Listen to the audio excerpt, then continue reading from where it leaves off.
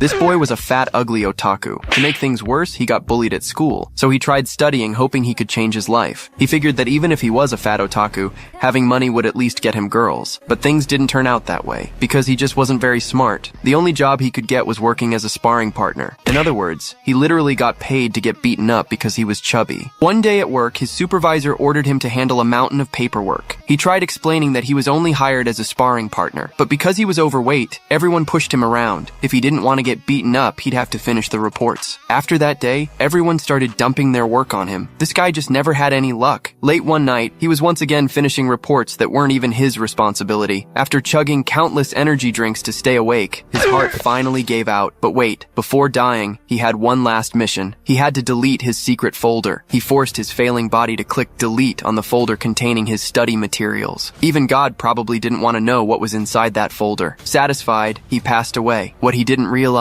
was that his hand had clicked send instead. When his supervisor opened the folder during a meeting, good heaven, those study materials were definitely study materials. At least he managed to ruin his supervisor's life before dying, and that was how he was reincarnated as a bald baby on the continent of Dongzhou 10 years later. Instead of becoming fat again, he possessed unmatched strength. He basically became the Murim world's version of Saitama, and the girls absolutely adored him. Not even the fox girl could believe he had lifted an entire mountain. To him, it was nothing more than a simple training exercise. He had reincarnated as the young master of the demonic sect, but since the sect had fallen into decline, he lived in hiding on a mountain with a fox girl. His training was unbelievably intense. After being traumatized by being overweight in his previous life, he trained for 10,000 years. At that point, no monster could stand against him. With one ordinary punch and a casual drag across the ground, he destroyed a gigantic snake. Now they had enough food for several days. The fox girl became even more impressed. Just then, a man came flying in, standing on top of a sword. Yes, literally standing on a sword. He demanded to know how the protagonist dared steal his prey. Maybe he was a survivor of the demonic sect. The protagonist denied it every way he could, but the swordsman refused to believe him. He leaped into the air in a rather awkward pose, legs spread wide. It didn't matter. The protagonist casually stopped the flying sword as if it weighed nothing. Then, striking another, let's just say, questionable pose, the swordsman unleashed his sword technique. It was completely useless. The protagonist caught every single sword with his bare hands. The swordsman could only stare in disbelief. My God, what am I looking at? He immediately started apologizing. It was just a joke! But an attack flew past his head like a missile. Apparently, the protagonist wasn't the joking type. He picked up the giant snake and prepared to leave. The fox girl glared at the swordsman, warning him not to bother them again. By then, he was already terrified. The two of them walked away happily, and somehow the guy with the weird poses survived. Lingen insisted he was just an ordinary person, but he denied being a match for a cultivator, while the girl claimed the man was clearly trying to kill him. The young man explained that since he lacked spiritual roots, he had to train his body even harder. As they walked, she noticed he didn't need to train like that all the time. Still, the young woman found it adorable how her companion seemed to have no idea of his own strength. Soon, the landscape changed, revealing mountains in the distance. Next, the young man carried the pieces of meat to a cave entrance and announced he was going in. However, a sign at the entrance warned of a demonic presence and unforgivable crimes. Inside, a large bowl was placed over a fire. Suddenly, an imposing man emerged from the shadows, threatening death to anyone who dared invade the demonic sect's territory. However, unfazed, Wu Lingen simply announced with a smile that he had brought snake meat. Right after, the group's expression changed completely as they welcomed their young visitor. From behind bars, they all begged for the meat, saying it smelled great and that they were starving. Then, the young man explained that despite their appearance, these were uncles who cared about him. Even so, the group's leader just turned his face away, displeased. At that moment, Wu Di, the sect leader, asked if the boy still considered him a father, since he hadn't seen him in 3 hours. But his son explained that hunting and preparing the food had delayed him, though his father retorted that he knew what was happening outside. Next, the elder accused the girl of trying to convince him to go down the mountain again, but the boy denied it. The leader's response was a shout, absolutely refusing the request. The reaction left both the son and Xiaoyu surprised. Even after being sealed for 20 millennia, Wu Di claimed he still remembered the cunning of the righteous people. With that, he asked if the young man wanted his own father to bury him, causing the boy to apologize. However,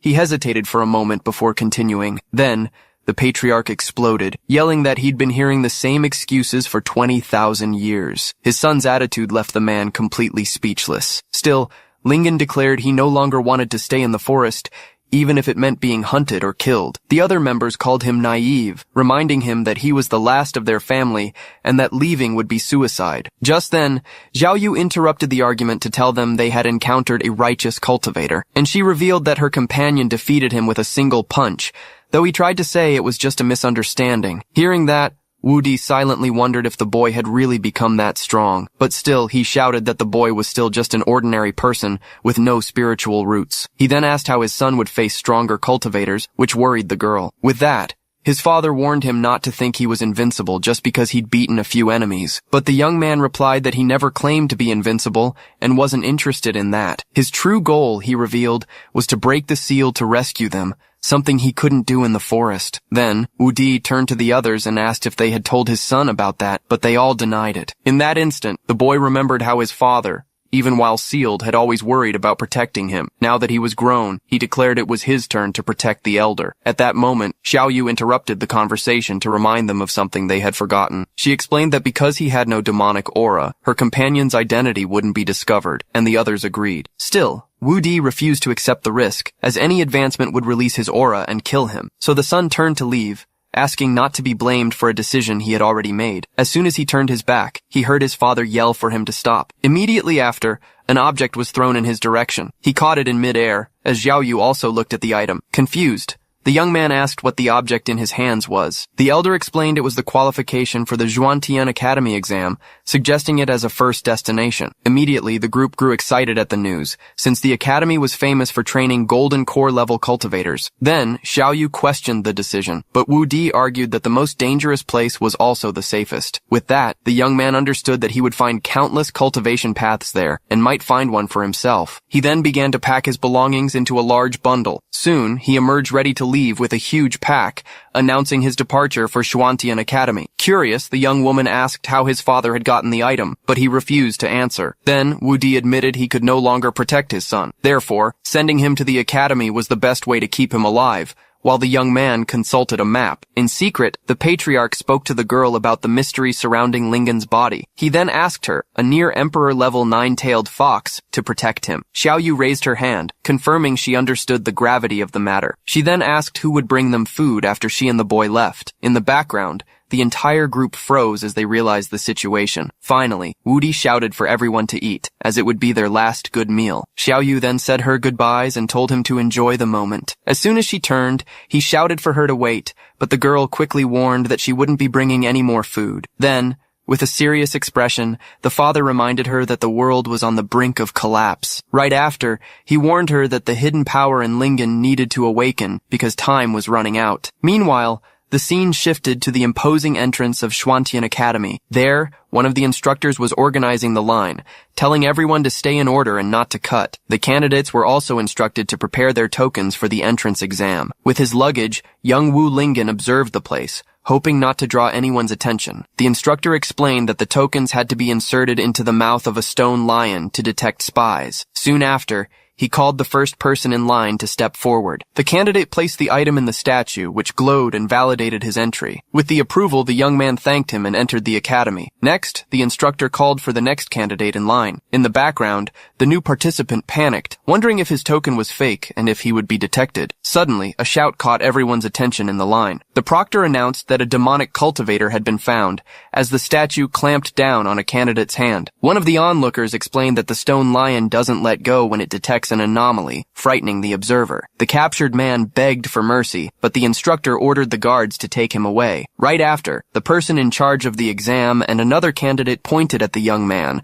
signaling it was his turn. Then, the instructor called him suspicious because of his backpack and ordered him to insert the token. Repeating it to himself so he wouldn't mess up, he approached the stone statue with a trembling hand. Suddenly, the other candidates felt a tremor run through the courtyard floor. With that, the young man placed his hand inside the stone lion's mouth. The instructor confirmed the admission ticket was in order as the statue began to glow. Just after a sigh of relief, the creature's eyes lit up and a red energy began to emanate from it. In an instant, the statue clamped down hard on his arm with its mouth. The stone lion's head broke off from its base and got stuck on his arm. Then the rest of the statue's body shattered, surprising the examiner. He just stood there, confused about what had happened, with the head still clamped on his arm. Awkwardly, the young man apologized and tried to fix the damage by gathering the broken pieces on the ground. The instructor then accused him of being a demonic cultivator and ordered his immediate arrest. As he was being restrained by the guards, he tried to argue that his ticket was valid. At that,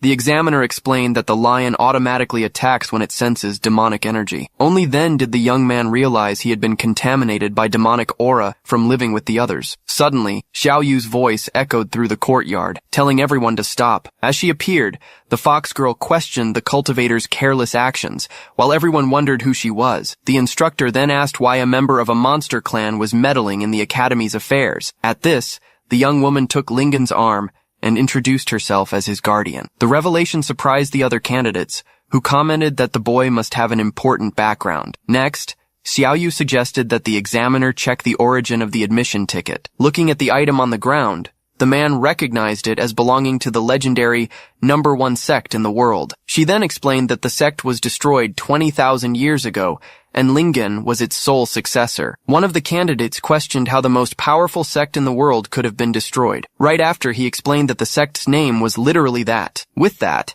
Xiao Yu argued that it was understandable for the ticket to be contaminated with demonic energy. The instructor reflected that the situation was delicate and needed to be handled with care. Even so, he warned the two of them not to do anything suspicious and to behave themselves. Then, Xiao Yu told the boy not to be so tense as they walked. So that no one would get suspicious, she advised him to act normal, and he repeated her suggestion back to himself. The scene then opened to show the architecture of the Xuantian Academy. Soon, a crowd of new students was gathering in front of a welcoming tower. From above, the academy's instructor, Mei Yanli, watched everyone in silence. Then, Master Huang Luhong approached to ask about this year's new students. The examiner commented that there was a good number of promising students in the courtyard. Among them were Bai Di from Yujian Peak, and young master Ti Shankao from the Heihuan sect. Without wasting any time, the young man invited the girl to practice dual cultivation with him, but with a serious expression, she just told him to get out of her sight. Around them, others commented that the girl was a super genius, the daughter of the Yujian Peak master. Even so, Bai Di concluded that her father was right, and none of the newbies there were worth her attention. From above, Instructor Mei was commenting on the quality of the students, but he hesitated for a moment. He felt that something strange had mixed in with the group as Wu Lingen tried to act normal. Master Huang laughed, thinking he was just someone trying to show off his newfound strength. Examiner Mei, however, doubted that with such flashy behavior, he would pass the first test. Right after, one of the assistants came running out in a hurry. From the top of the tower, the instructor floated in the air and got everyone's attention, leaving them impressed. Next, Mei Yanli introduced himself as the one in charge of the evaluation and announced the start of the test. He explained that only those who passed all stages would become disciples of the academy. As he watched, young Lingen felt that the instructor's face seemed familiar. At that, the man questioned him directly, asking why he was staring at him like that. Not knowing what to say, the boy just hesitated for a moment. Then he pointed to a loose, shiny thread hanging from the instructor's clothes. Faced with this observation, the examiner remained silent in midair for a moment. Suddenly, he descended rapidly towards the group of students. With a terrifying look on his face, he congratulated the rookie and said he was eagerly awaiting his results. Instructor Mei,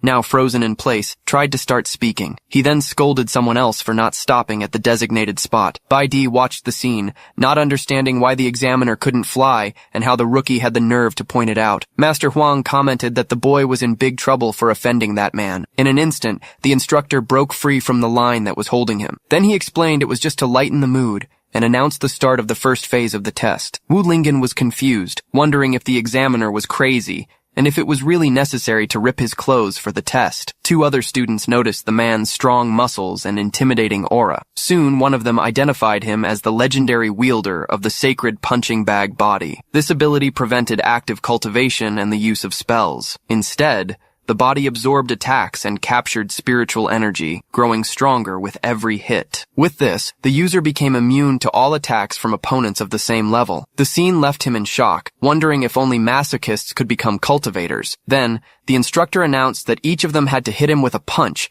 so he could assess their potential. With a smirk, the man thought that by controlling the test, he could guarantee the boy's failure. Next, he pointed at Wu Lingen and ordered him to go first. But the boy simply warned him to get ready, because he was pretty strong. The examiner laughed, saying that not even a nascent soul-level cultivator could hurt him. However, just as he continued to boast about his own durability, he was cut off. A punch landed square on his face before he could finish his sentence. The shockwave went through the instructor and destroyed part of the academy in the background. All the other candidates watched the scene, completely paralyzed and speechless. Meanwhile, Master Huang watched from the window, sweating and unable to believe what he was seeing. He then turned his eyes to the huge crater the punch had created, carving a path through the mountains. His face pale, he realized it was all over for him. Amidst the rubble, the instructor sat on the ground, smoke rising from his body. With his eyes rolled back and foam at his mouth, the man seemed completely unconscious. Not understanding the gravity of the situation, the young man turned to the others and asked if this meant he had passed. In response, the other candidates simply backed away in silence. From high on the rooftops, a fox leaped nimbly. Sitting down, Xiaoyu watched the scene, noticing how Lingen had already drawn everyone's attention. In the crowd, one of the students wondered how the examiner was affected, since theory suggested otherwise. At this, Baidi turned to the newcomer and asked how he had managed such a feat. Meanwhile, Master Huang approached the instructor lying on the ground. He quickly assessed that the punch's force was nearly at the level of a late nascent soul. Suddenly, the man's eyes shot open. In an instant, he rose from the ground. Then, he ran towards the young man with a strange expression. As soon as he reached him, he accused him of a sucker punch to the face, while the young man apologized. Then, one of the candidates concluded that the sacred body hadn't resisted because it was caught by surprise. The examiner announced that the previous test didn't count and that he would disqualify him if he used tricks again. Then, a golden aura enveloped his body, activating the ability. One of the students recognized the technique as the ultimate defensive move of the sacred body. The instructor then boasted that even with his full strength, the boy wouldn't be able to move him. Without hesitation,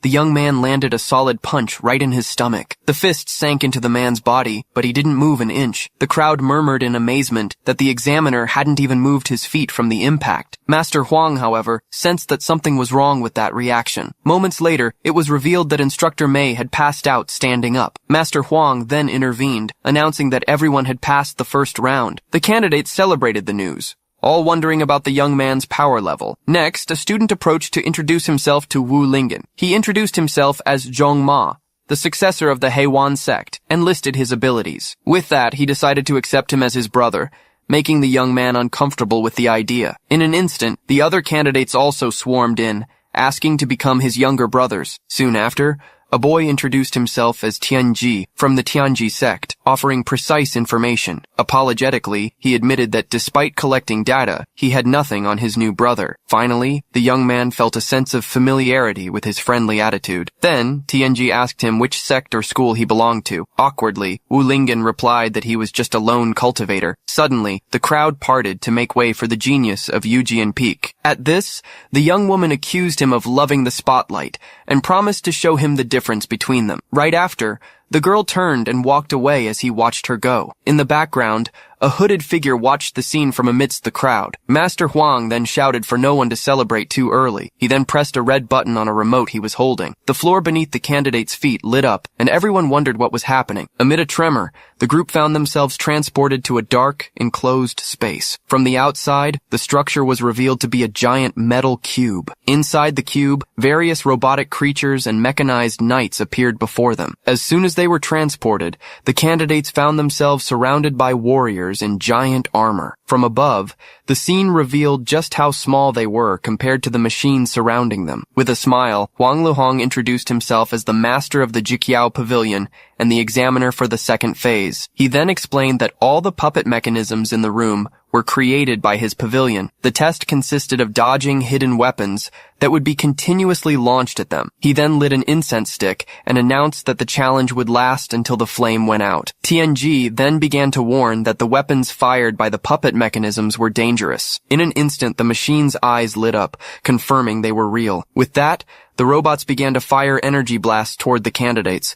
The students ran desperately to dodge the attacks, which exploded all over the floor. The machines continued to fire without stopping. Many were hit by the explosions and gave up on the test almost immediately. From a distance, Huang Luhong noted that the young man from the Heihuan sect was doing well. Zhengma activated his technique and stood motionless as the beams of light curved around him. With a smile, he boasted that no one could hit him from behind with that skill. Right after, a beam of light hit him square in the chest. The examiner just covered his face, pretending he hadn't jinxed it. He then noticed that the girl from the Yujian sect was also surprisingly strong. Suddenly, the cultivator's expression changed as she realized something. Meanwhile, Wu Lingen had buried one of the robots in the ground. He quickly concluded that he wouldn't be hit that way. The furious examiner then shouted that the test was about speed, and was not meant to be misinterpreted. The examiner threatened him with disqualification if he broke any more marionettes, but he simply apologized. At that moment, young Bai Di recalled her father's advice. Suddenly, Instructor Mei grabbed the device, saying there was no need to waste words on the boy. He then pressed the buttons himself, determined to make the boy feel the marionette's true power. The parts of the robots began to break away and converge in the center of the room. In an instant, they all merged into a single giant robot, surprising the lone cultivator. Soon, TNG explained that the strength of that fusion surpassed the golden core level, and questioned the test's difficulty. He then also warned that the marionette's weapons were coated with a deadly poison. With arrows in his back, the boy just said he felt dizzy, while the other scolded him. The examiner argued that it could kill someone, but Instructor Mei didn't care. With a smile, he asked if they really wanted that arrogant kid to pass the test. The giant marionette then fired a barrage of poisoned needles from its hands. In a swift move, Wu Lingen dodged all the projectiles with ease. After dodging, he stopped and looked back, as if he had noticed something. Looking back, he noticed the other candidates had been hit by the attacks and apologized. Angered, Instructor Mei decided to send even more marionettes after him using the controller. In an instant, the young man found himself completely surrounded by the giant robots. With an energy aura forming around him, he prepared for the confrontation. From a distance, the instructors warned him that he would be disqualified if he damaged any more marionettes. Lying on the ground, Tianji promised to burn incense for him, while the others noticed the danger had lessened. The girl from the Yujian sect just watched, thinking this was the result of his love for showing off. Even surrounded, the boy remained still, facing the robots. With that, he decided it was the only way to resolve the situation. He then bent his knees and gathered strength in his legs. In a powerful leap, he flew towards the giant marionette and struck it with a crushing blow. The instructors watched in shock, unable to believe he could fly as the marionette was destroyed. The other students wondered what his level was, since flying on swords required the golden core stage. Lying on the ground, Tianji explained that he wasn't using spiritual aura to fly.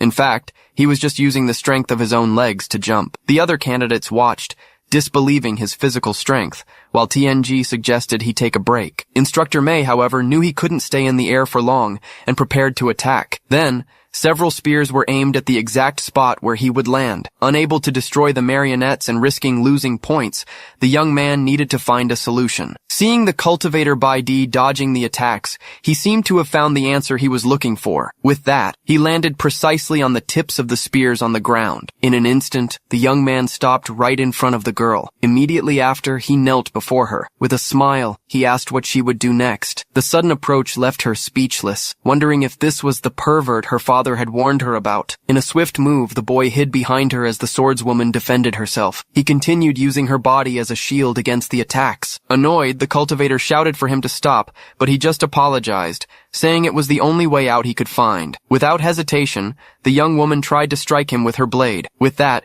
she decided she would take him down first, before anything else. Attacked by projectiles and his partner at the same time, the boy cried out for help, realizing he was trapped. Lying on the ground, TNG gave a thumbs up, impressed by Lingen's ability to dodge the blows. From a distance, Instructor Mei laughed as he controlled the attacks, wondering how the two of them would escape. At that, the cultivator looked at the instructors and noticed the incense stick was almost burnt out. In an instant, an idea sparked in his mind as he observed the examiner. He then stopped running and turned to face Bai Di as arrows flew towards him. Right after, he filled his lungs with a deep breath. The instructors watched the scene, unsure if he was preparing to die. As he blew, a massive gust of wind created a vortex that pushed everyone back. The force of the gust dragged the other candidates across the arena floor. Even so, Instructor Mei held the controller tightly, believing it was all just a bluff. The wind was so strong it even made their hair stand on end. The examiner warned him not to think he'd pass the test, but the boy asked for a moment. With that, he pointed out that the test's incense stick had already burned out completely. Assessor Huang realized the breath had accelerated the burning and wondered what was wrong with that boy's body. Tianji then shouted that Chief Lingen actually had a deeper purpose for his action. With that, the gust ripped the clothes of several candidates as he explained that the chief was trying to secure benefits for everyone. The swordswoman's face turned completely red from the situation. Immediately after, the disciple from the Yujian sect ran off, warning that this wasn't over,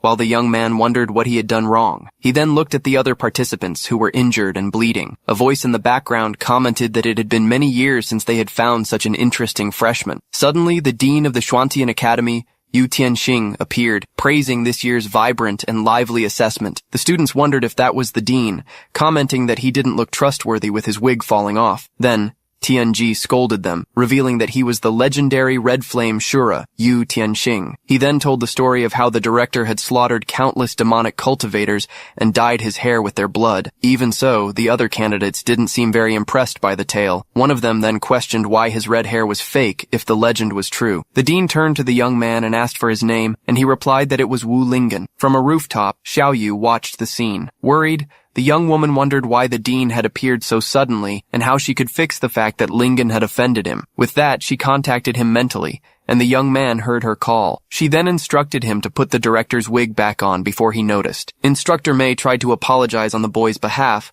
asking his superior for magnanimity. The dean, however, retorted by questioning the instructor's own lack of skill. Meanwhile, the wig continued to slip off the master's head. In an instant, the young man prepared to act. With a swift move, he jumped and placed the wig back on the dean's head. The elder was impressed by the speed of the movement, which was almost unnoticeable. With a smile, the cultivator said he just picked up something the dean had dropped and that no thanks were needed. Instructor Mei tried to get Director Yu's attention to warn him. Suddenly, the dean appeared with several darts stuck in his head. From the rooftop, Xiao Yu screamed in desperation, telling him to tell the difference between the wig and the hidden weapons. Instructor Mei grabbed him by the neck, accusing the boy of attacking the elder, but he apologized, saying he got confused. The director, however, questioned if they really thought such small things could hurt him. Instructor Mei pointed to the dripping blood, but his superior insisted it was part of the test. The young man seemed impressed, but Xiao Yu realized the dean was just faking his courage. Next, the young man offered to remove the weapon stuck in his head. As soon as the dart was removed,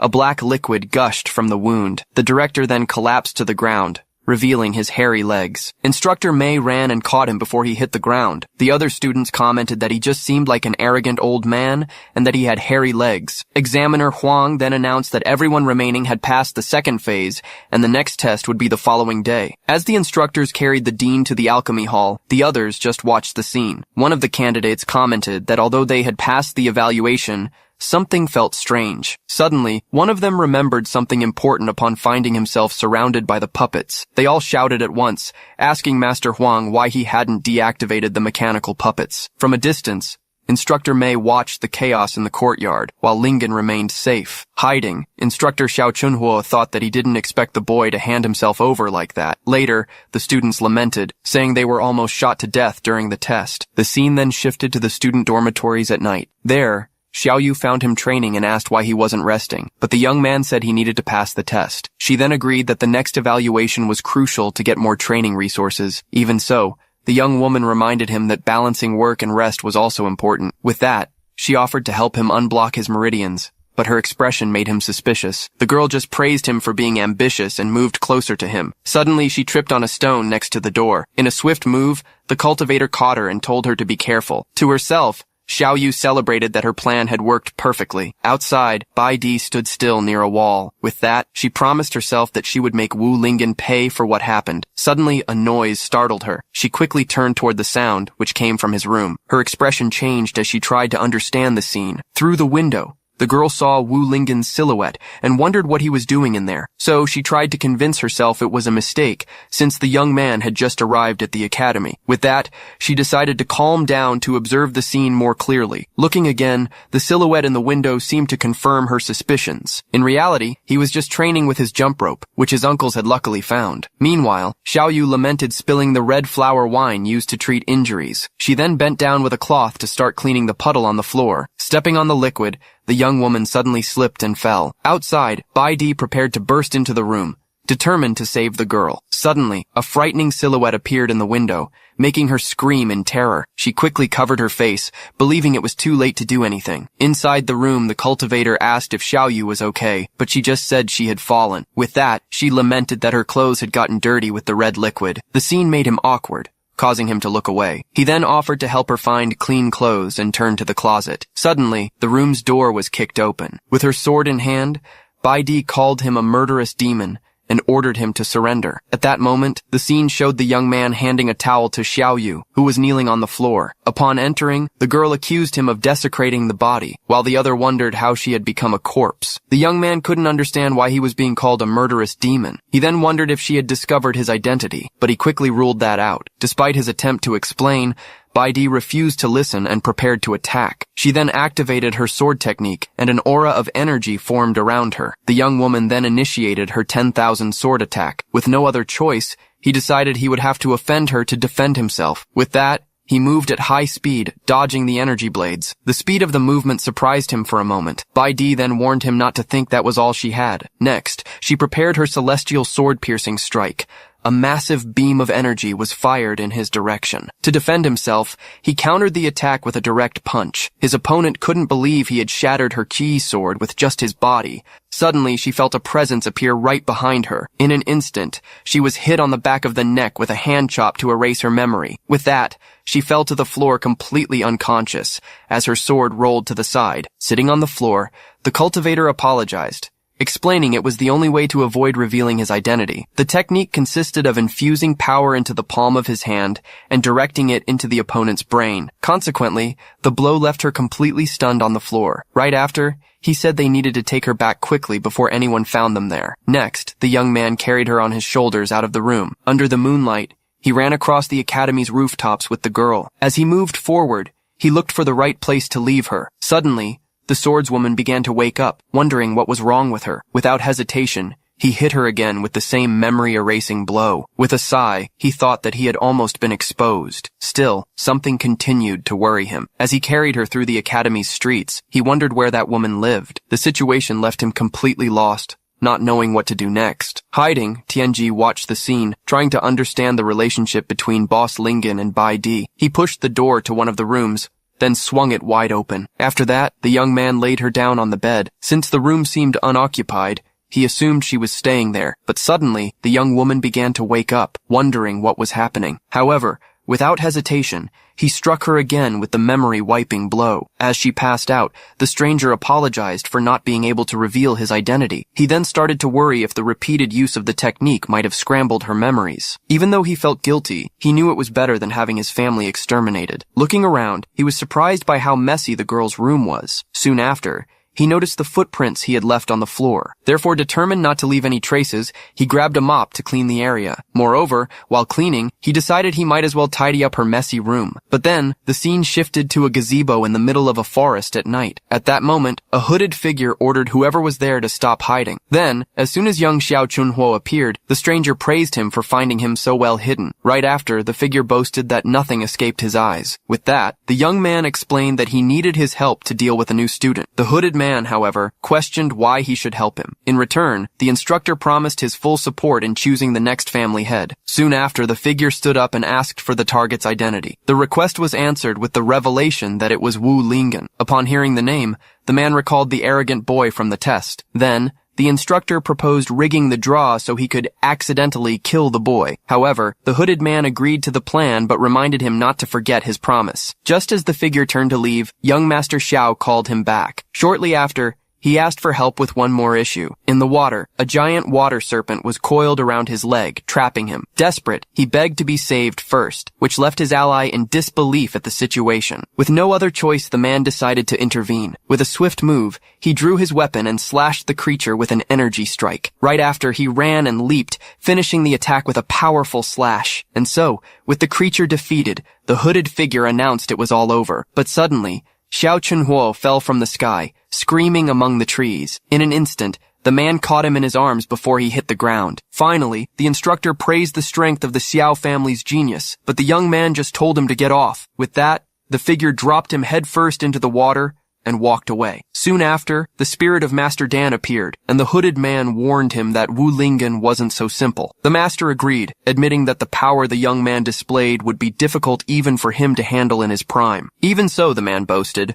claiming that no one in this world could defeat him. He then revealed he was a time traveler named Xiao Huohuo. In his original life, he was just an ordinary student on Blue Star. After a traffic accident, he ended up transmigrating into the world of cultivation. Soon after, he became a seemingly insignificant young master of the Xiao family. One day, while tending to the cattle, he tripped and fell into manure. It was at that moment that he found the ring housing Master Dan, beginning his journey to power. With a protagonist story like this, he felt confident that all opponents were just stepping stones on his path. Furthermore, Huohuo claimed that, even with no hard feelings, Wu Lingen was destined to be defeated by him. Meanwhile, elsewhere, the young man suddenly sneezed, not understanding why. After finishing the cleaning, he decided the room was tidy, and it was time to leave. With that, he opened the wooden door. After saying his goodbyes, he left, while Bai Di continued to sleep. Standing in front of his room, the traveler noticed something strange. As soon as he entered, he realized someone had been in his room. Right after, he found Bai Di lying unconscious on his bed. For a moment, he just watched the sleeping girl, but in an instant, he panicked, realizing a female cultivator had broken into his room. Approaching the bed, Xiao Huohuo watches Bai Di turn in her sleep. The girl's reputation as a goddess of the new generation comes to mind, and he admires her even as she sleeps. Then, the young man scolds himself, telling himself this is no time for distractions. With renewed focus, he turns toward a piece of furniture in the room. He begins to analyze the situation, wondering why a girl would be tidying his room and lying in his bed. Only one conclusion comes to mind. She must like him. Memories of comics from his past life make him believe that as a protagonist, it's his destiny to have a heroine fall for him. Gazing at the sleeping girl, he wonders if Bai Di could be his destined heroine. His expression then changes, as he notices that, despite everything, the girl still hasn't woken up. At that moment, Master Dan appears and reveals that her consciousness is damaged, which is preventing her from waking. Xiao Huohuo assumes that Bai Di used so much energy cleaning his room that she passed out, earning him a scolding from Master Dan. Unfazed, the young man leans over the bed, confident he can help using first aid knowledge from his past life. He then positions himself in front of the bed and prepares to begin the procedure. Just then, the girl on the bed lets out a soft murmur. Slowly, her eyes open, and she wonders what's happening to her body. At the same time, the young master leans over the girl, his lips ready for a kiss. Suddenly, a loud crash makes Wu Lingen look back, startled by the noise coming from the room. Immediately after, Bai Di kicks the door open on her way out, and warns him to never show his face to her again. Sitting on the floor, Xiao Huohuo wonders why she attacked him if she has feelings for him, prompting Master Dan to suggest he might be overthinking it. The young man concludes that women in this world are naturally reserved, and a kiss was too forward. Master Dan then asks how he can be so sure Bai Di likes him and didn't just enter the wrong room by mistake. With a bruised face, the protagonist answers that the reason is simple. He's a natural-born protagonist. Outside, the young woman walks alone through the courtyard, trying to understand how she ended up in someone else's bed. A memory then surfaces, showing the moment she confronted Wu Lingen and heard the accusation that he was a demonic cultivator. Gradually, the memory becomes clearer, and she finally begins to understand what happened. In her memory, she accuses Wu Lingen of being a cultivator who uses bodies to strengthen his own cultivation. Bai Di realizes she's uncovered a huge secret, and that the person in the room was likely Wu Lingen's accomplice. With a determined smile, she vows to find proof that a thief has infiltrated the Xuantian Academy. Her voice echoes through the night, screaming Wu Lingen's name as a promise of revenge. The scream wakes two female students, who recognize Bai Di's voice and wonder what could have happened between her and Wu Lingen. The next day, on the presentation stage, all the students had already gathered for the evaluation. As they waited, some began to complain that the evaluation hadn't started and no instructors had shown up. Far away, Wu Lingen continued his intense training, determined to push himself even harder. When Tushan Xiaoyu tried to reassure him about the test, he replied that he couldn't afford to relax. In the crowd, Bai Di watched the scene and criticized Wu Lingen for still showing off. Other students noticed her reaction, recalling that Bai Di had screamed Wu Lingen's name the night before, and they wondered what happened. With a smile, Tianji approached and hinted that none of them knew the real story behind the incident. Shortly after, he began to explain that the relationship between the two was deeper, preparing to tell what he saw last night. Before he could continue,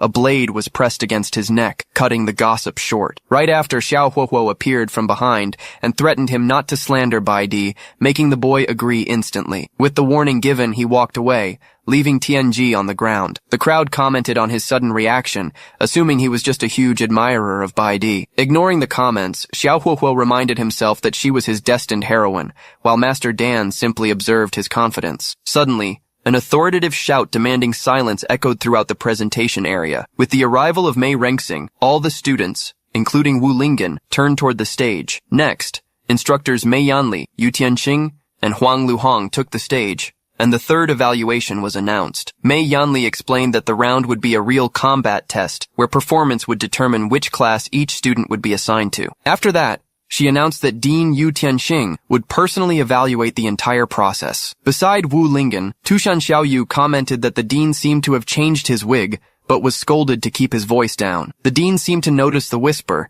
but just confirmed that he understood the instructions. Then, one of the instructors pressed a button and announced that the third round would be a combat test, in which candidates had to draw their numbers. With that, the students formed a line in front of a penguin-shaped machine to get their numbers. Wu Lingen watched the others approach as he waited for his turn in line. When his turn came, he put his hand inside the machine's opening to grab a number. Seeing the perfect chance, Mei Yanli took the opportunity to throw a piece of metal with paper attached toward the boy. Not understanding what had just happened, he looked at his hand. In his palm, the paper with the number 38 was torn and attached to a sharp piece of metal. From a distance, Mei Yanli watches the scene with a satisfied smile. Shortly after, he turns to Xiao Huohuo and confirms he made the target pick the rigged number. The instructor brags about his skill, but is cut off by a bloody cough. The hooded young man advises him to stop talking. Then, Xiao Huohuo shows his own number, 36, and asks if the plan failed, since he's not in the same group as the boy. With an air of superiority, the hooded man states that he hasn't understood the real strategy. Mei Yanli explains that Wu Lingen seems to have some cultivation technique, so he preferred to have someone else test his skills first. Just then, the young man notices a large shadow approaching and turns to face his opponent. A giant man with the number 37 appears before him and advises him to give up, calling him weak. In the crowd, Tianji and other students are surprised by Lingen's first opponent, commenting that he doesn't look like an easy fight. Soon, Tianji reveals the opponent is Wang Tieju, a famous assassin known for never leaving witnesses. Standing before Wu Lingen, the man reveals he watched his two previous assessments. With disdain, he calls him trash, who relies only on a bit of natural strength. Wang Tieju then boasts about being at the peak of qi refinement and slaps the boy's face, enraging Tushan Xiaoyu. While trying to calm his friend, Wu Lingen silently stares at his opponent. Seeing his reaction, Wang Tieju taunts him, asking if he wants to start the fight right then and there. Faced with the tension, the crowd stirs, waiting for the newcomer to finally react to the provocation. To everyone's surprise, he just apologizes, stating that his spiritual root is very poor as the people around him fall to the ground. Tushan Xiaoyu scolds him for being so polite to an opponent, but he simply replies that what he said is true. So, Wang Tieju approaches and orders him to kneel if he wants his life to be spared. Wu Lingen stares at him in silence for a moment before speaking. In that moment, he states that even though he is weak, he has reasons that compel him to keep fighting. The assassin then warns him to prepare for defeat in the arena and turns to leave. As he walks away, Tushan Xiaoyu praises Wu Lingen's attitude, who looks at her confused. Far away, Wang Tieju reminds Mei Yanli of their deal to get into the upper class if he kills the boy. With a smile, the assassin walks away, promising to make the newcomer understand his true power. Mei Yanli just comments that he hopes Wu Lingen isn't eliminated in the first round. Soon after, Mei Rengxing announces the end of the drawing and calls the freshmen for the first fight to the arena. The first to be announced is number 1, Bai Di, to the crowd's delight. Next, number 2, Zhong Ma, enters the arena and proposes dual cultivation, angering the crowd. As everyone threw objects, Zhong Ma dodged confidently, warning that sneak attacks from behind didn't work on him. A moment later, he was hit squarely on the head, completely breaking his composure. The food was deflected, but ended up hitting instructor Mei Rengxing,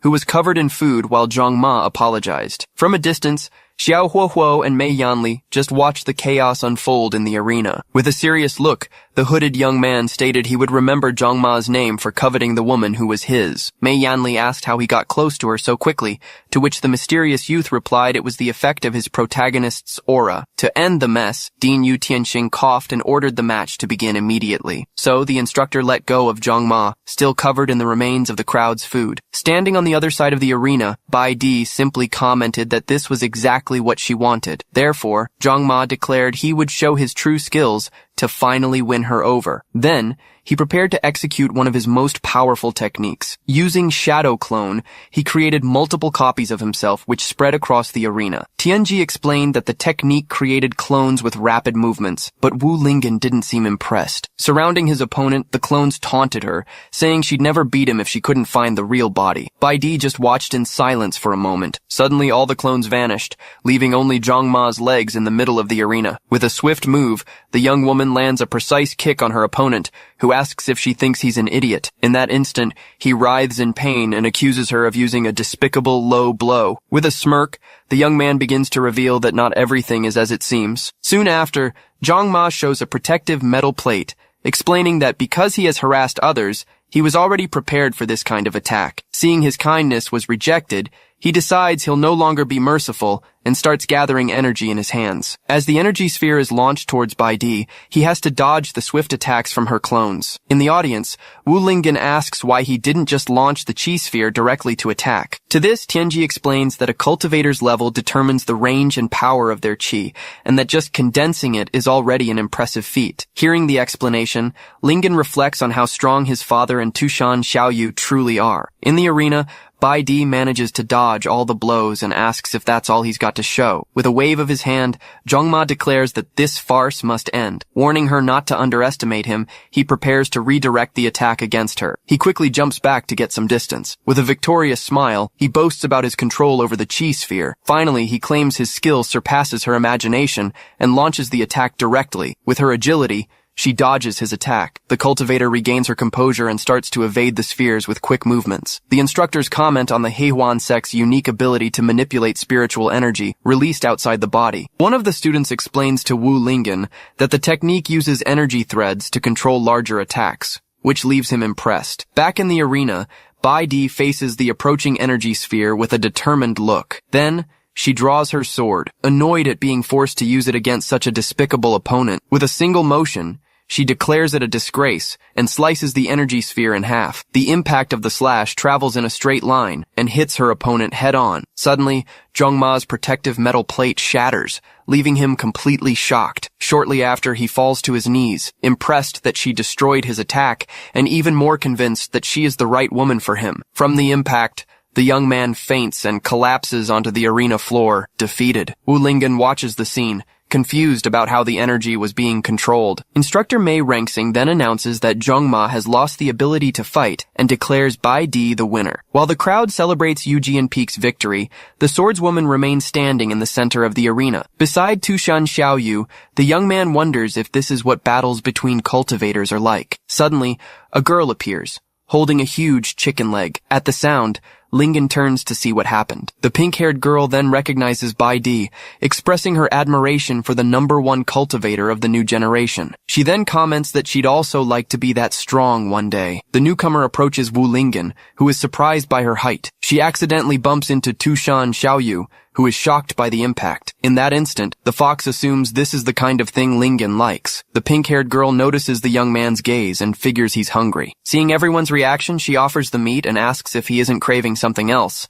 Even while scolding himself, Wu Lingen admits he's hungry from training and accepts the chicken leg. Tushan Xiaoyu panics, not knowing what to do when she realizes he really wanted the food. She can't believe a stranger understood Lingen's desires better than she did. Meanwhile, the instructor orders Zhang Ma to be removed from the arena so the next candidates can prepare. With his mouth full, Wu Lingen asks for the name of the girl who fed him. With a smile, she introduces herself as Murong Chan, a student who joined the academy the previous year. Tushan Xiaoyu asks if she's a senior, but the young woman replies that's not quite it while hiding behind the meat. Murong Chan then explains she actually had to repeat a year due to her low grades and came to take the placement exam. As she eats, she reveals she could be expelled if her results are poor, making Wu Lingen notice she doesn't seem that nervous. A moment later, Tianji approaches to share some information they might not know. He reveals that Senior Murong comes from a famous family of alchemists, revered throughout the 9 provinces. He adds that she developed developed a technique to turn alchemical ingredients into food without affecting their effects. Hearing that, Wu Lingen realizes the meat he just ate was actually a spirit pill. He instantly feels embarrassed for having eaten something so valuable, but Murong-chan reassures him. She explains that she simply can't stand seeing someone go hungry. Her kindness leaves Wu Lingen and Tushan Xiaoyu speechless. Moved, he calls her an angel, while the fox beside him grumbles that it's not that big of a deal. Suddenly, a crowd of admirers runs past them, clearing a path for the young mistress. At that moment, Baidi approaches with a focused gaze, ignoring the commotion around her. Without hesitation, Murong-chan goes up to her and, full of admiration, asks for an autograph. As she waits eagerly, Baidi just stares at her coldly, leaving Wu Lingen and his guardian in silence. The number one refuses the request, but advises him to be careful when choosing his friends. She then turns to Wu Lingen and vows to find out the truth about what he did the previous night. As she walks away, the crowd begins to speculate whether what Tianji said about their relationship was true. Because of this, Murong-chan asks if he's really close to Baidi, but the young man replies that he just knows her. Ignoring his answer,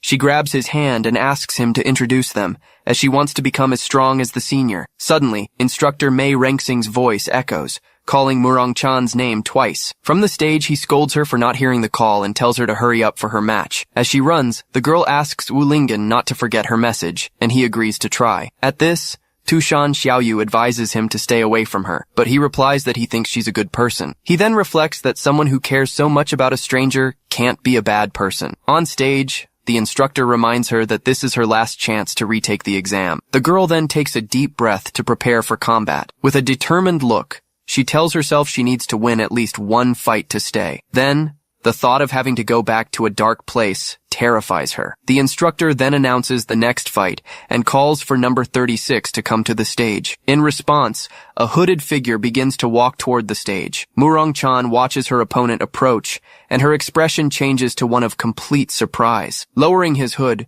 Xiao Huohuo reveals his face with a smile and announces that he's here. With both sides in position, the instructor prepares to start the match. Meanwhile, the two opponents face off with serious expressions, ready for combat. In the upper seats, Yu Tianxing and Huang Luhong wonder how the young woman from the Murong family ended up in the freshman test. Soon, the stern-toned young man explains that she failed almost every assessment, even the alchemy test, and will likely have to repeat the year. Because of this, they both conclude that if the upperclassman doesn't win a single match, they might have to send her back to her family. Then Tianji remarks to Wu Lingen that despite preparing powerful medicinal foods, the girl has no combat skills. In the center of the arena, the instructor gets into position again to give the signal. Then, with a backward leap, he announces that the match has begun. With her fists clenched, the Murong heiress tells herself that she absolutely cannot lose. Her opponent, on the other hand, comments that he didn't expect to fight such a cute girl. Right after, the young man imagines he'll win easily with his vast experience. Even more confident, he fantasizes that after the fight, both she and Bai Di will be impressed by his strength and join his harem. At that moment, the girl charges forward with a yell and throws a straight punch. Her fist lands squarely on the young man's face, catching him by surprise. The impact sends him flying backward as his opponent gives him no rest and launches another attack. Wu Lingen then asks why that idiot is just standing there smiling, while Tushan Xiaoyu suggests he must be thinking of something happy. Inside his mind, Master Dan scolds him for daydreaming, but the fighter insists he'll win because he's the protagonist. Back in the fight, the Murong upperclassman rushes forward and throws another straight punch at her rival's face. At the last second, he manages to catch her fist, stopping the attack. With the blow blocked, the young man warns that the same move won't work on him a second time. Right after, he throws her over his shoulder, sending her to the other side of the arena. The young woman lands hard on the ground, while her opponent starts getting up for his next move. Still with her guard up, she prepares to charge forward again. At this, the young man uses his speed, claiming that ordinary hand-to-hand combat will never hit him. In the audience, Wu Lingen shouts words of encouragement for the upperclassmen, much to Tushan Xiaoyu's displeasure. Panting, the young woman seems to be running out of energy to continue the fight. Even so, refusing to lose,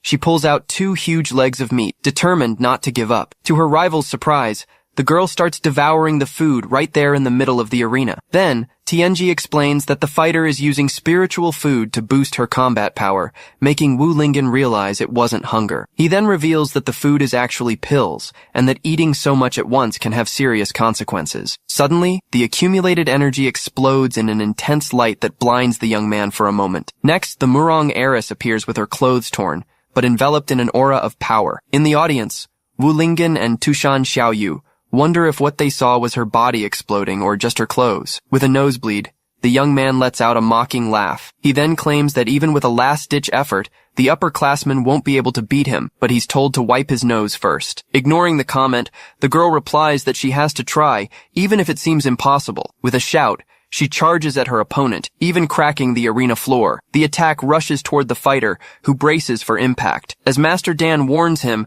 that her strength has surpassed the chi refinement stage, he replies that he already knows. Then, the fighter declares that the fight isn't over yet, and prepares to attack again. At this, the young man declares that he's going to start fighting seriously too. Her fist then slams against the sword he uses to defend himself. The force of the impact surprises him, leaving him in shock for a moment. Then, the punch breaks through his defense and hits him squarely. Wu Lingyan is impressed by the upperclassman's power, but Tushan Xiaoyu realizes she's just pushing her body to its limit. Right after, the observer explains that at that level of intensity, the young woman won't be able to last for more than a few minutes. In the middle of the destroyed arena, the heiress breathes heavily, already exhausted from the fight. With sweat dripping down her face, she wonders aloud if she managed to win. On the observation platform, the instructor asks if the young man was beaten to death, but Dean Yu Tianxing reassures him. With a serious look, the dean states that the battle isn't over yet. Amidst the smoke, the silhouette of a sword appears, and the opponent is surprised to have been pushed to his limit by a local girl. With a wounded face,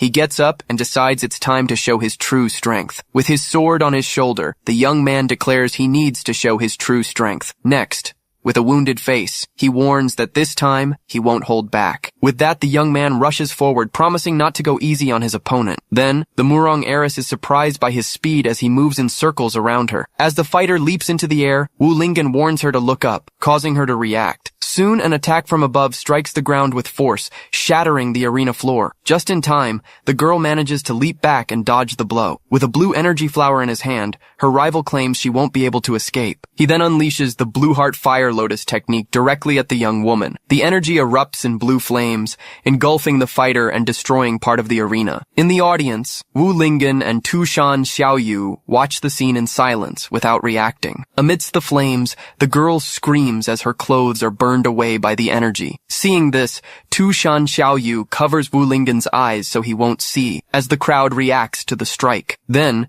the instructors recognize the blue lotus flame and conclude that the match seems to be decided. Standing amidst the smoke, the young man faces his opponent and asks what's wrong. With a smirk, the fighter asks if she's still not going to surrender, while the girl glares back at him with determination. Without a word, the heiress pulls out a bottle and starts chugging the liquid all at once. With that, a fiery aura erupts around her, and the bottle shatters on the ground. The unexpected reaction leaves the young man completely shocked. Next, the fighter charges forward with a cry, unleashing a wave of energy that kicks up debris from the floor. The young woman then unleashes a flurry of quick punches against his sword as he struggles to block the blows. Watching the scene, one of the instructors wonders if the girl has gone mad. Then Wu Lingyan wonders if her aura intensified due to a level up, but Tushan Xiaoyu denies the possibility. The fox then explains that the senior is pushing her limits with even more pills. With that, Tushan Xiaoyu concludes that, at this moment, the young woman is literally burning her own life force. Even injured, the fighter continues her assault, repeatedly shouting that she can't lose. Seeing his opponent's stubbornness, the young man warns that he won't hold back any longer. With a new move, he traps her inside a giant blue lotus, which explodes and sends her flying. As he lands, the fighter prepares to end the fight. Seeing the danger, Instructor Mei Rengxing shouts for the match to be stopped immediately. Ignoring the warning, the young man unleashes his blue lotus whirlwind attack on the heiress. The instructor screams for them to stop the match, yelling that it's already over. With a panicked look, Mei Rengxing realizes it's too late to intervene. Lying on the ground, the girl wonders if this is really the end for her. Then, a memory surfaces, showing a relative destroying her food and scolding her for dishonoring the family with useless recipes. In her memory, the young woman asks why the Murong family can't break free from the shackles of alchemy, since her food has the same effect as pills. However, the only answer she receives is a slap, as she's told that cooking is a disgrace to the family name. Because of this, her relatives decide to send her to the Zhuantian Academy, planning to arrange a marriage for her if she fails. Next, one of her family members throws her out, calling her useless and a shame to the clan. Soon after, the memory ends with the girl on the floor, crying as she clenches her fists. With a determined look, she vows to prove that the food she makes is just as good as any pill. Back in the present, as the energy surrounds her, the fighter wonders if anything can really change. At the last second, the energy attack is stopped just before it hits her. Suddenly, Wu Lingen appears in front of the girl, blocking the final blow. With a serious look, he faces the rival and states that he can't hurt her, because Senior Murong is a good person. When asked if he's trying to stop him, the young man assures him he will if the intention is to harm the girl. With a smirk, the fighter calls him brave for daring to challenge him. Suddenly, instructor Mei Rengsing jumps between the two and orders everyone off the arena as the match is over. Then, the referee points to the injured young man and declares him the winner of the fight. With a twirl of his weapon, the young man prepares to leave the arena. Before leaving, he warns the other that he must win the next match, or he won't get the chance to face him personally. Not understanding the threat, Wu Lingen replies that he'll do his best to pass the first round. At this, Tushan Xiaoyu scolds him for being so calm in the face of a clear threat, but he doesn't understand what happened. At that moment, the heiress starts coughing, still weak from the fight. As Wu Lingen supports her and asks if she's okay, the young woman thanks him for saving her. With a sad expression, she laments not being able to win a single round, even after giving it her all. Then the girl starts to cry out of frustration. Suddenly she throws up, and a startled Wu Lingen tells Tushan Xiaoyu to quickly get some healing pills. As he holds her in his arms, he tries to calm her down, but the fighter insists she's fine. She then explains she just ate too much, causing Tushan Xiaoyu to complain about how disgusting the scene looks. Wu Lingen kindly offers to help the veteran Murong get down to rest, and she thanks him. Before they can leave, instructor Mei Rengsing stops them and asks where the boy thinks he's going. He then informs him that it's now his turn to fight in the arena. The evaluator then reveals that his opponent is Wang Tieju, who stares at him with a contemptuous smile. Wu Lingen asks Tushan Xiaoyu to take the heiress off the stage, and the young woman wishes him good luck. While supporting her, the fox complains in her thoughts about having to take care of that foolish woman. Mei Rengsing immediately orders both sides to prepare for combat. In the arena, Wu Lingen faces his adversary, who waits for him on the other side. With a mocking tone, Wang Tieju states that it seems he's given up his last chance to survive. In response, the young man just stares at him in silence, showing no reaction. With a leap, the instructor moves away and officially announces the start of the match. Slamming the ground, his rival declares that if that's how it is, he'll have to kill him. In the crowd, everyone worries about the fighter's power, but Tushan Xiaoyu reassures them, stating they don't know Lingen's true strength. With total confidence, she declares that no attack will be able to take him down. In the arena, Wang Tieju just watches his enemy, ready for the final attack. Not understanding his opponent's stance, Wu Lingen wonders what kind of move that is. Suddenly, Wang Tieju shouts and releases a dark aura that rips his clothes from top to bottom. Then, an intense light explodes in front of Wu Lingen, who silently watches the scene. With that, his adversary appears wearing pink underwear and performs his iron pillar dance. The visual shock causes the young man to have an instant nosebleed. In the audience, several spectators also fall back with nosebleeds. Disgusted,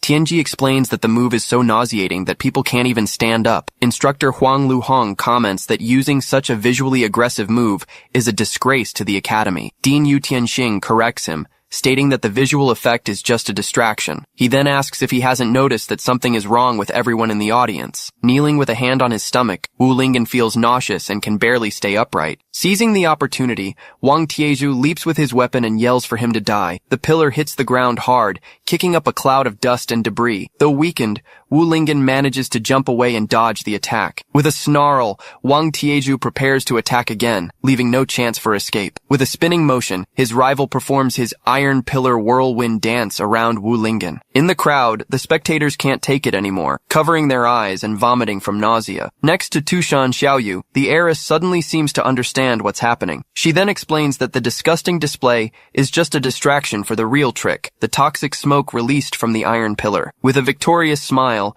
Wang Tieju boasts that the entire arena is now covered in his poisonous smoke. Feeling the effects of the poison, the young man covers his mouth, trying to resist. Meanwhile, Tushan Xiaoyu accuses him of being despicable for secretly using poison. In response, the assassin states that on a stage of life and death, all means are fair. From a distance, Mei Yanli watches with satisfaction, praising the hired fighter's performance. Beside him, Xiao Huohuo comments that he almost fell for the trick, but the instructor corrects him, saying that he did indeed fall for it. Soon after, Wang Tieju charges forward with a cry, ordering his opponent to die in agony. However, paralyzed by the poison, the young man wonders what is happening, as his body won't move and his head hurts. Gradually, his expression changes to panic, as he realizes the gravity of the situation. Seeing his rival's struggle, the assassin taunts him for still trying to fight when he can't even use 10% of his strength. He then approaches for the final blow, promising to end the suffering quickly. With that, the pillar is slammed straight into the young man's face, forcing him back with injuries as his enemy watches with contempt. Right after,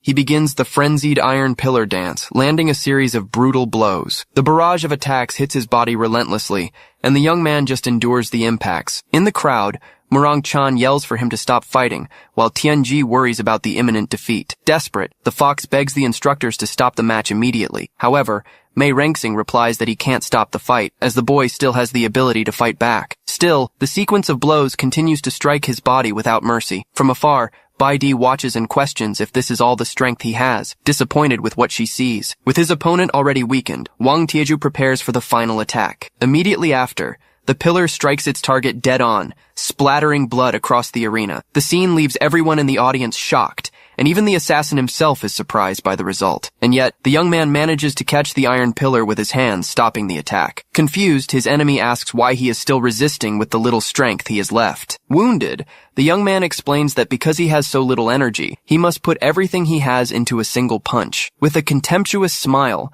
his rival asks if he really believes such a weak punch could hurt him. In that same instant, the fist strikes the side of Wang Tieju's body. Immediately, his expression changes to shock as he feels the impact. Suddenly, a wave of energy explodes from within his body, and he screams as he takes the damage. The force of the punch spreads across the arena in rings of energy, expanding from the point of impact. The explosion is so powerful it can be seen from the audience, leaving all the spectators speechless. His body wounded, Wang Tieju stares at the young fighter, unable to believe what just happened. Finally, with one last breath, the assassin falls to the arena floor, completely defeated. Standing and covered in wounds, Wu Lingen simply declares that he has won the fight. Fallen to the ground, Wang Tieju mutters that defeat is impossible. He then questions how his opponent managed to beat him so easily, even while poisoned. Wu Lingen just turns away without giving a direct answer. Then, with a serious look, the young man reveals that this was the power he possessed even when weakened. Confused, the defeated man calls him a monster, shocked by the revelation. Soon after,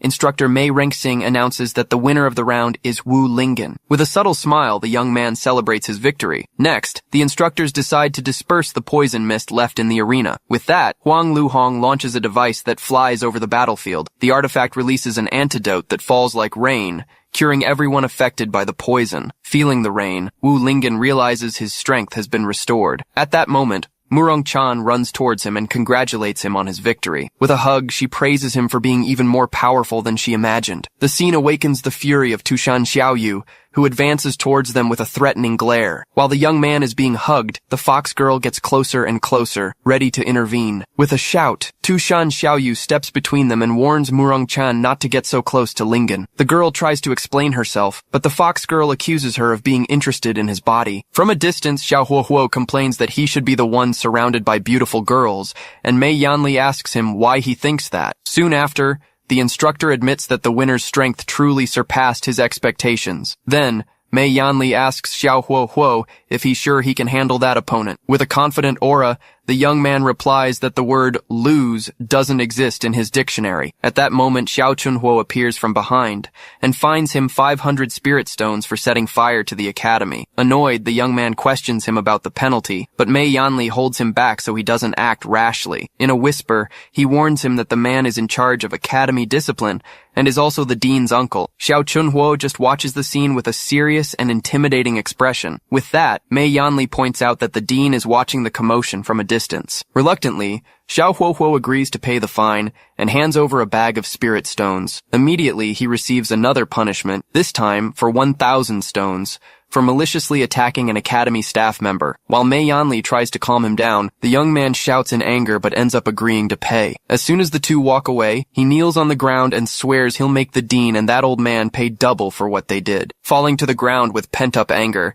Xiao Huohuo cast a final glance toward Wu Lingen, as if blaming him for his frustrations as well. Suddenly, Wu Lingen shuddered, feeling an icy chill run down his spine. He commented in a low voice that the air had turned strange, leaving Tushan Xiaoyu intrigued. Soon, Tianji congratulated him on his victory against a 5-star assassin, but Wu Lingen replied seriously that the fight hadn't been as simple as it looked. With a sly smile, the informant revealed that the battle had earned him valuable information on Wang Tieju, which he could sell for a good price on the black market. At that moment, instructor Mei Rengxing called out to Tianji, reminding him that he still had to participate in the first round. Surprised, the boy realized it was his turn to fight. With firm and cautious steps, he climbed into the arena to face his opponent. On the other side, Yu Jiaxue, a young man with red hair and a serene gaze, waited in silence. In the upper seats, Dean Yu Tianxing confirmed to Huang Luhong that the young man was, in fact, his useless grandson. He then explained that because his grandson refused to learn the family's techniques, he had no choice but to send him to the academy. In the audience, the revelation caused a stir among the students, who whispered about the competitor's identity. While Wu Lingen's group showed concern, Tianji remained calm and declared that his boss was underestimating him. With his book in hand, he stated that even without great combat skill, intelligence could make up for the difference in strength. Facing Yu Jiaxue, he revealed that he already had a lot of information on him, since he was the dean's grandson. Confidently, he declared that by using the secret techniques of the Tianji sect, he would never go down without a fight. As soon as the instructor announced the start of the match, the two stared at each other intensely. Soon, Tianji activated his divine technique, and a celestial eye opened on his forehead. Surprised, Tushan Xiaoyu explained that it was a secret skill of the Tianji sect, mastered by few, capable of seeing the future. Observing Tianji's stance, she commented that he had really been saving an ace up his sleeve for this moment. Meanwhile, Yu Jiaxue prepared himself, curious to see the power of that technique. Concentrating, Tianji initiated the Tianji deduction. The technique revealed an 85% chance that Yu Jiaxue would open the fight with an earth attack. Immediately after, Yu Jiaxue used earth and rock thrust, forcing Tianji to jump quickly to dodge. From a distance, Yu Jiaxue watched as the boy balanced himself on one of the rocks. With a confident smile, Tianji stated that he had already calculated that attack and therefore wouldn't be hit. Impressed by his precision, Wu Lingen commented on the boy's movements, and Tushan Xiaoyu confirmed it was the effect of the technique. She explained that the celestial eye allowed Tianji to access the divine thoughts of the Tianji ancestor, as if he were possessed. In that same instant, a powerful aura appeared behind him, revealing the imposing image of an ancestral spirit. As the young warrior prepared to attack, a red aura began to envelop her hands. With this, Tianji's technique revealed a 90% chance of an earth attack combined with martial arts. Next, the girl charged forward at high speed, using the shining trail technique to close in on her opponent. Without panicking, the young man simply raised his hand to the exact position his premonition had indicated. As the enemy's fist drew near, he managed to block the attack with precision. Despite the block, the full force of the impact struck him in the face. The blow sent the young visionary flying backward, and he fell unconscious to the arena floor. As his opponent watched, the young man lay on the ground, completely defeated. From the crowd, Wu Lingen and Tushan Xiaoyu shouted the student's name, shocked by the outcome. Though injured, the boy was already back on his feet, noting in his notebook the need to calculate the difference in strength next time. Right after finishing his notes, he collapsed again, making Wu Lingen even more worried. Just then, instructor Mei Rengxing congratulated the young master on his victory, while Wu Lingen wondered if his companion would be okay. In the upper seats, the dean commented on the fighter's progress, but lamented that he still refused to use the Yu family's techniques. After the fight, the winner looked up at the instructors in the sky, then turned to leave the arena. With that, instructor Mei Rengxing authorized him to leave the stage. Soon after, Wu Lingen was carrying his classmate on his back, praising him for his strength and his third eye technique. With a swollen face, the young man replied that he didn't need to learn that, but Wu Lingen lamented his own lack of aptitude for it. At that moment, instructor Mei Rengxing announced that the second round would be arranged randomly and that the students called would have to come to the stage. In the upper seats, the dean and instructor Huang Luhong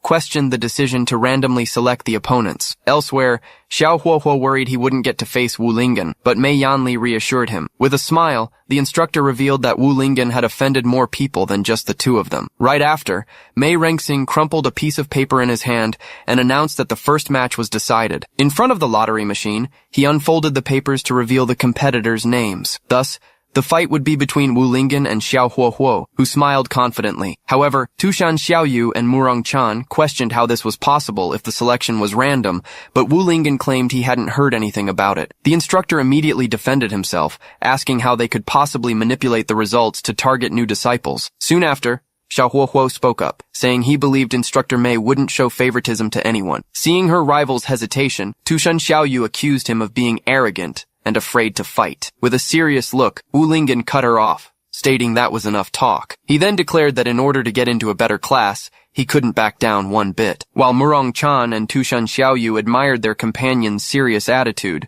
the visionary took the opportunity to note their interest. With both opponents in position, the arena fell silent, awaiting the start of the match. With a smirk, Xiao Huohuo commented that he didn't expect his rival to actually have the guts to come up and fight. Then, the young man charged forward to settle old and new scores at once, striking the arena floor with his weapon. Immediately, Tushan Xiaoyu complained about the surprise attack, but Instructor Mei Rengsing pretended he had already announced the start of the match. Annoyed, the fox girl concluded that everyone at the academy seemed to be targeting her brother. In the arena, the two fighters exchanged a flurry of blows at high speed. With a swift movement, the attacker created an afterimage to confuse his opponent. Just as a spectator shouted a warning, Wu Lingen was already turning to face the attack from behind. He then threw a quick punch, and Xiao Huohuo had to admit the boy's speed was indeed impressive. Immediately after, a huge explosion of blue energy erupted across the arena. Without backing down, the challenger used his own arm to block the advancing blue flames. With that, his adversary claimed to have already figured out his fighting style and vowed not to let him get close. Feeling the heat from the energy,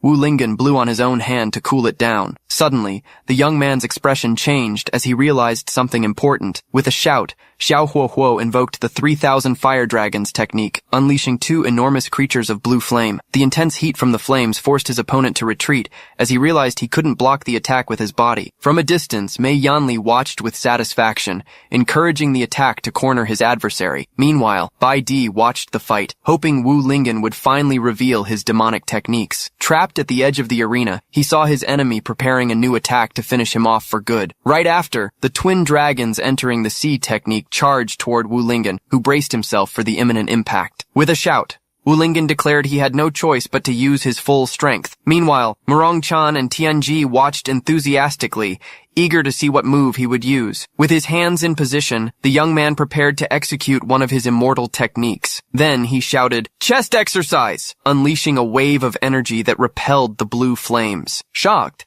Xiao Huohuo protested that it was nowhere near an immortal technique, while the challenger bragged he had developed it from his experience with exercises. With that, his opponent admitted he had some skill, but warned that his tricks didn't end there. Soon after, the dragon's energy dispersed, exploding into small flames around the young fighter. In an instant, the flames transformed into dozens of small fire lotus flowers. With the arena covered in flames, Xiao Huohuo challenged him to catch them with his hands. Faced with the new threat, Wu Lingen decided he needed to use an even stronger, immortal technique. He then executed the side-to-side jump immortal technique. At that moment, Zhang Ma, watching from afar, questioned if he had learned his technique, but was scolded by a colleague. With swift movements, the young man created multiple images of himself that moved across the arena. Annoyed, Xiao Huohuo realized his rival was using the airflow from his movements to push the flames away. With his opponent surrounded by elemental fire energy, he prepared for a final attack. Thus, Xiao Huohuo invoked the Fire Rock Confinement Prison, surrounding the challenger with flames and rocks. Meanwhile, Tianji and Murong Chan questioned how he could use earth techniques, and the informant noted the absence of elemental fluctuations. Soon after, Mei Yanli bragged about Xiao Huohuo's 5-element exchange technique, making the young man complain that he was just making up names. With a smile, his opponent reflected on how the natives of this world didn't understand the principles of the 5 elements. In the upper seats, Dean Yu Tianxing ordered Huang Luhong to record the boy's technique. However, the instructor remembered the high cost of spiritual rock crystals, making the dean choke in surprise. Back in the arena, Xiao Huohuo boasted that with knowledge of the world's principles, his techniques had infinite variations. With another shout, he prepared to launch his final attack. Next, the young man executed the rock-piercing blast, causing the walls of fire and rock to close in on his opponent. Soon after, the rocks and flames collapsed on Wu Lingen, who was trapped in the center of the explosion. At this, Tianji and Murong Chan screamed his name. worried about the outcome of the attack. While the dean lamented the loss of his spirit stones, Huang Luhong tried to get his attention. With a meat drumstick in hand, Murong-chan prepared to save Wu Lingen, refusing to stand by. However, Tushan Xiaoyu stopped her, stating that she shouldn't add to her brother's problems. With total confidence, the fox reassured her, guaranteeing that this little technique would be no problem for him. With an air of superiority, Xiao Huohuo claimed that a native of this world would never be a match for him, the son of destiny. Suddenly, the arena floor began to tremble and crack beneath his feet, leaving him surprised by what was happening. In the audience, everyone wondered what was going on, questioning if it was an earthquake. With a confident smile, Tushan Xiaoyu simply declared that her brother Lingen was truly invincible. Then, the floor shattered from below, revealing an intense yellow energy. Soon, Wu Lingen emerged from the rubble, executing the super speed bench press immortal technique. The scene left Xiao Huohuo completely shocked, who wondered how it was possible. With that, Tushan Xiaoyu explained that those stone slabs were nothing compared to her brother's normal training. Amidst the debris, the challenger commented that this weight was still too light for him. Annoyed, Xiao Huohuo refused to believe that someone from this world could embarrass him. Then, the young man claimed that as the chosen one, there was no way he could lose to a random nobody. With that, the young man used the metal borrowing Earth's momentum technique to strengthen his weapon. Soon after, he prepared to deliver the thunder strike against his opponent. In the upper seats, the dean lamented that anger had clouded his grandson's judgment, making him forget his opponent's greatest skill. Back in the arena, Wu Lingen prepared to use another of his immortal techniques. As the attack descended, the young man executed the body rotation exercise. With a spinning kick, he struck the enemy's weapon head-on, shattering it to pieces. The impact of the blow was reflected in Xiao Huohuo's eyes as he watched his weapon get destroyed. With his rival disarmed, Wu Lingen turned and declared that he had lost. In the audience, Tushan Xiaoyu and Murong-chan celebrated his strength and victory. From afar, Mei Yanli grew angry, questioning how his fighter could lose to a boy with no cultivation. With victory secured, the challenger began to walk away, leaving his enemy behind. Fallen on the ground, Xiao Huohuo screamed, refusing to accept defeat and telling him to stay where he was. Then he stood up and asked Master Dan to lend him his strength, determined not to lose like this. So, Master Dan appeared. He questioned the request, refusing to risk his soul over a simple admission test. Faced with the refusal, Xiao Huohuo argued that coming to this world would be meaningless if he failed such a basic challenge. This reminded him of his past life. He was just an ordinary student, ridiculed for reading comics on his way to school. In his memories, he wondered why they laughed at him, wishing he had the power of a protagonist to get his revenge. Suddenly, the memory of a warning shout pulled him from his thoughts. Then, he saw the image of a desperate driver as a truck sped toward him. In that instant, he recalled the moment he realized he had been transported into the world of a comic. In this new beginning, he became a rejected young master, constantly humiliated by others who threw mud at him. Still, he looked at a ring on his finger, determined not to be treated as useless anymore. He then remembered that inside the ring lived the spirit of a powerful cultivator named Master Dan. With the mentor's help, he advanced rapidly in his cultivation and reached the chi refining stage. As soon as he gained strength, he made everyone who bullied him get what they deserved. His remarkable performance made him stand out among his generation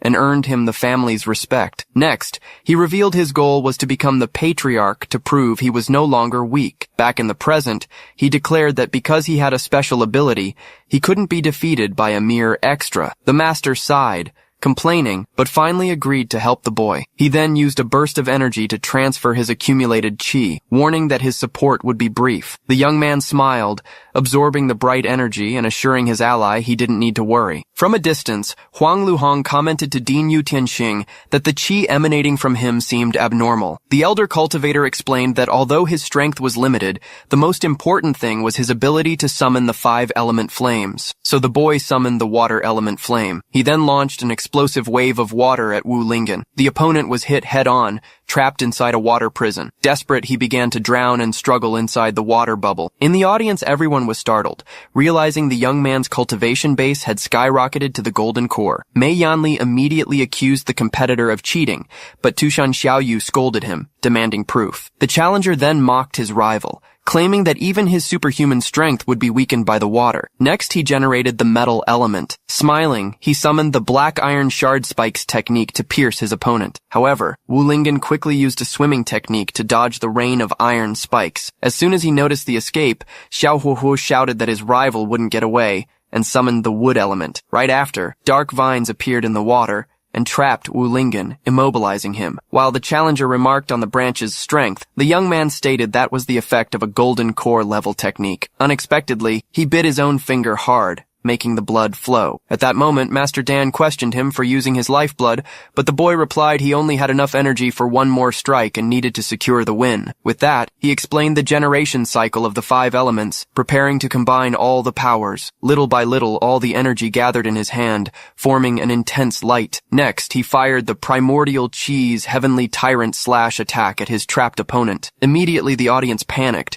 realizing the fight had surpassed the Chi refining level, and cried out for help. At the last second, Dean Yu Tianxing leaped toward the arena to intervene. He quickly released a red energy barrier to suppress the attack's shockwave. As the barrier held back the blast, a student remarked it was the right decision to enroll there, despite the dean's exposed prosthetic leg. Behind his attack, the young man shouted that he would no longer be ignored and that he had to win at all costs. The energy beam finally hit the water prison head-on, completely engulfing Wu Lingen's silhouette. Even inside the bubble, his opponent apologized and clenched his fist tightly, shattering the vines. The boy then watched his enemy's reaction. Wu Lingen declared he had a greater reason not to lose. He then prepared to use an immortal art technique called Common Straight Punch. The blow collided directly with the energy beam, sending the challenger's robe flying back from the impact. Not understanding the strength of that attack, Xiao Huohuo watched the clash. A massive explosion erupted at the point of impact, and the young man wondered how it was possible. A few moments later, the light from the explosion completely swallowed the arena. Protected by the barrier,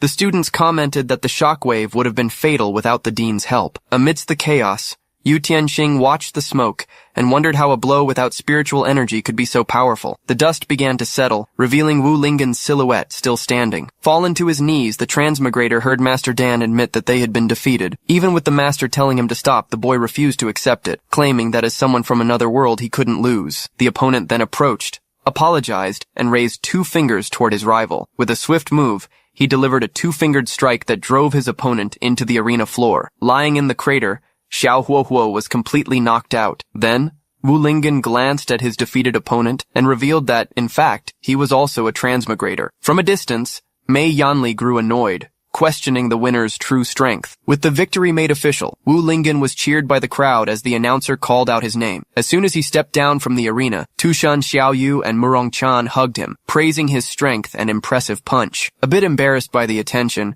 the young man mentioned that the fight had taken a lot out of him. Murong Chan quickly reassured him, saying she had plenty of food for him to recover. Just then, she pulled a giant piece of meat from inside her clothes to offer the fighter. Tushan Xiaoyu immediately scolded her, telling her not to keep her storage pouch in such a weird place. To this, Murong Chan replied that it was the place with the most room, which left the fox girl bewildered. As the young cultivator ate, the fox watched her rival and decided she would learn to cook so she wouldn't give her any more chances. Soon after, Mei Yanli interrupted the group, asking if they weren't going to get down so the next competitors could fight. As he walked away, the winner had a sudden idea and stopped in his tracks. He then ran back towards Xiao Huohuo, who was still lying on the ground. The young man then crouched down and offered a piece of meat to his rival, asking if he'd like some too. The defeated opponent just stared at the offered meat without saying a word. In a swift move, Xiao Huohuo slapped the food away and shouted that he didn't need anyone's pity. As the defeated man walked away, Tushan Xiaoyu promised to teach him a lesson,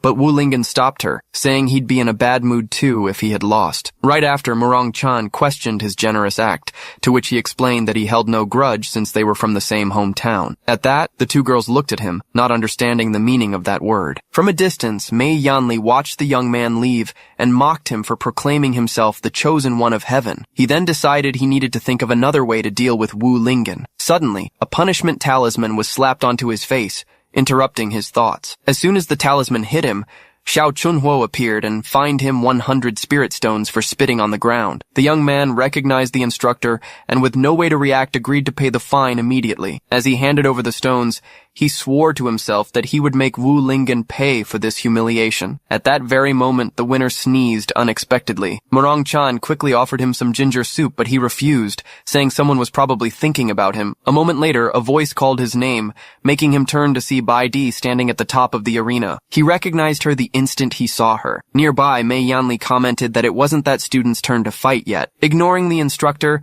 Bai Di addressed the young man, acknowledging his strength, but questioning if it was right to ignore others like that. In the distance, Xiao Huohuo remarked that the girl had offended 2 people as soon as she arrived, walking away surprised at being defeated so easily. Right after, Baidi accused him, stating that if no one else would expose his demonic cultivation techniques, she would do it herself. Not understanding the accusation, Wu Lingen asked what the young woman was talking about. She then asked Mei Yanli to move up her fight, and he agreed, explaining that they would need to draw an opponent. The instructor just smiled when the student refused the draw. With her sword in hand, Baidi challenged all the advanced level students to come up to the arena and face her, with the exception of Wu Lingen. In the crowd, a disciple asked if she thought she was invincible just because of her superior cultivation. Another replied that in fact, that was enough. Watching the scene, Xiao Huohuo commented to Master Dan that this was the woman he was interested in, but the spirit retorted that she only seemed to have eyes for Wu Lingen. The elder then reminded his pupil that Wu Lingen himself was also a transmigrator, advising him to stop dreaming of being heaven's chosen son, and to focus on his training. The young man, however,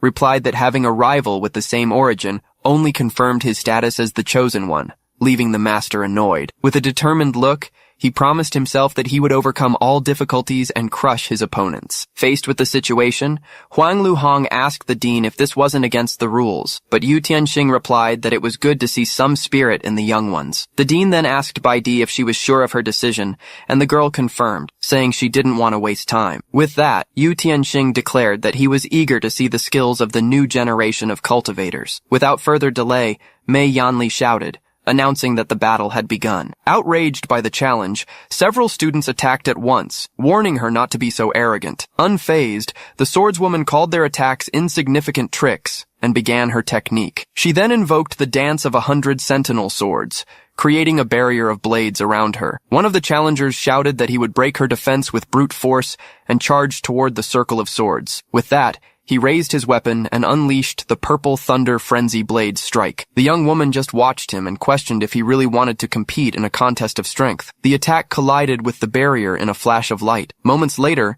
it was stopped by the cultivator with her great sword. Following that, a huge explosion erupted, throwing all the students back with the shockwave. The challenger who led the attack was thrown out of the arena by the impact. Shortly after, he landed hard on the ground in front of the other spectators. In the audience, Zhongma commented that she was indeed the greatest genius of her generation for defeating the young master of the Wild Blade sect with a single blow. TNG added that the swordsmanship of Yujin Peak was truly impressive, as the victor watched her fallen opponents. Soon after, TNG turned to Zhongma and asked why he didn't go up to the arena, since he had also been promoted. With a smile, the young master replied that he wouldn't lose to a mere subordinate, leaving Tianji confused by such pride. Suddenly, Bai Di noticed movement coming from the dust. Soon, one of the students who had withstood the previous attack lunged to strike her from behind. With a quick spin, the swordswoman disarmed him and flung him into the air with the force of her blade. Seeing an opportunity, the other challengers still standing decided to attack all at once. So, they all charged at the same time, forcing her to defend herself while complaining that this was endless. Then, the cultivator formed a hand seal, declaring she would control the sword using her chi. With that, the warrior levitated on her blade in a pillar of light, as the crowd wondered if she had already reached the golden core level. At that moment, Zhongma explained that this wasn't a flying technique, but a move from Yujian Peak used to carry people with a sword. Next, rings of energy began to form around her body in mid-air. Amidst the glow, one of the defeated students yelled, complaining that the technique was obscuring their view at a crucial moment. Right after, the challenger raised her weapon and invoked the Ascension of 10,000 Swords technique. And so, she unleashed a shower of energy blades that rained down on all her opponents in the arena. In the next instant, all the remaining challengers fell to the ground, defeated and pinned by the swords. Meanwhile, Tushan Xiaoyu admitted that the swordswoman was skilled, but still inferior to Wu Lingen. Shortly after, one of the fallen students tried to speak, but only coughed up blood. The injured student questioned why he had been hit, while another suggested the young warrior did it on purpose. From a distance, a masked man watched the cultivator land in the arena. With that, the stranger remarked to himself that she had become even stronger. Soon the announcer officially declared Bai Di the winner of the challenge. As soon as the fight ended, the victor turned and fixed her gaze on Wu Lingen. Then, she challenged him, stating it was time to settle their score. Without hesitating, the young man walked toward her and asked if she needed to rest, but she replied that it wasn't necessary. With that, she stated that defeating those opponents had cost her almost no energy. Witnessing the scene, Dean Yu Tianxing commented to Huang Luhong that he would let the two strongest students of that class compete. Right after, Huang Luhong released several monitoring drones to record the battle. Next, the small robots flew over the fallen competitors in the arena. Among them, one of the drones grabbed a student by the hair to remove him, as the injured boy cried out in pain. Unsure how to react, Wu Lingen tried to start a conversation. However, Baidi cut him off, vowing to force him to use his full power and expose his identity as a demonic cultivator. Laughing at the situation, the challenger denied the accusation, explaining he didn't even have any cultivation as he brought a blade to his own neck. Following that, Wu Lingen questioned why she was so insistent on killing him, even if he were a demonic cultivator. To this, the swordswoman replied that he knew nothing of what she had been through, as she recalled a bloody scene from her past. Realizing the young woman was even more enraged, Wu Lingen braced himself for the imminent attack. Soon, the cultivator invoked her technique and unleashed a pillar of sword energy that shot up into the sky. Faced with this, he felt the power of the spiritual chi and concluded he couldn't take the hit head-on. Thus, using an immortal art, the challenger leaped at the exact moment the energy hit the ground. The force of the impact propelled him even higher, away from the explosion. While dodging, the young man continued to rise into the air. In the crowd, Zhong Ma questioned how he could fly using only the strength of his legs, while Tianji praised him. In the air, Wu Lingen remarked that he had finally managed to escape the attack. Suddenly, the swordswoman appeared, flying on her blade, and dared him to escape her next blow. Right after, she readied her sword again, gathering energy in the blade. Then she unleashed a massive vertical slash of energy toward her opponent. The attack struck the arena floor with destructive force, kicking up dust and debris. As the strike ended, the warrior landed amidst the smoke, with fragments falling around her. At that moment, the pavilion master questioned if the fight wasn't too dangerous, but the dean found the test interesting. With that, the cultivator prepared to face the immortal art coming her way. Suddenly, Wu Lingen appeared and blocked the energy sword with his bare hands. Murong Chan was stunned by the sight, while Tushan Xiaoyu stated that his strength was unimaginable. Even so, the challenger pressed on, determined to force him to reveal his true trump cards. Soon she invoked a technique that created a vortex of swords in the sky above his head. Following that, the young woman launched a shower of spiritual blades toward her rival. Lying on the ground, the young man simply opened his mouth and began to suck in all the energy from the attack. The swords then crashed against his body, which absorbed the full impact. Thus, the image revealed that Wu Lingen had stopped all the blades, to his opponent's complete astonishment. In the distance, the instructor watched intently, commenting on how familiar it seemed. Next, the cultivator gathered the energy from the swords into a sphere and held it in his hands. Calmly, he tossed the sphere back at the challenger and said she was no match for him. The sphere fell to the ground as the warrior glared at him furiously. With a determined expression, the swordswoman declared she would never surrender to a demonic cultivator. At that instant, the story flashed back 10 years to the past, to Yujin Peak, where a child's voice was calling for her mother. Back then, a 5-year-old Bai Di celebrated as she managed to feel spiritual energy for the first time. Right after, her mother embraced little Bai Di, praising her for managing to guide qi into her body at only 5 years old. With that, Hua Yue confidently stated she was sure her daughter would become the greatest of masters and make Yujin Peak a better place. The girl then promised she would do her best, while her mother praised her for being so obedient. Suddenly, a man's voice interrupted the conversation, telling her not to raise the child so naively. At that moment,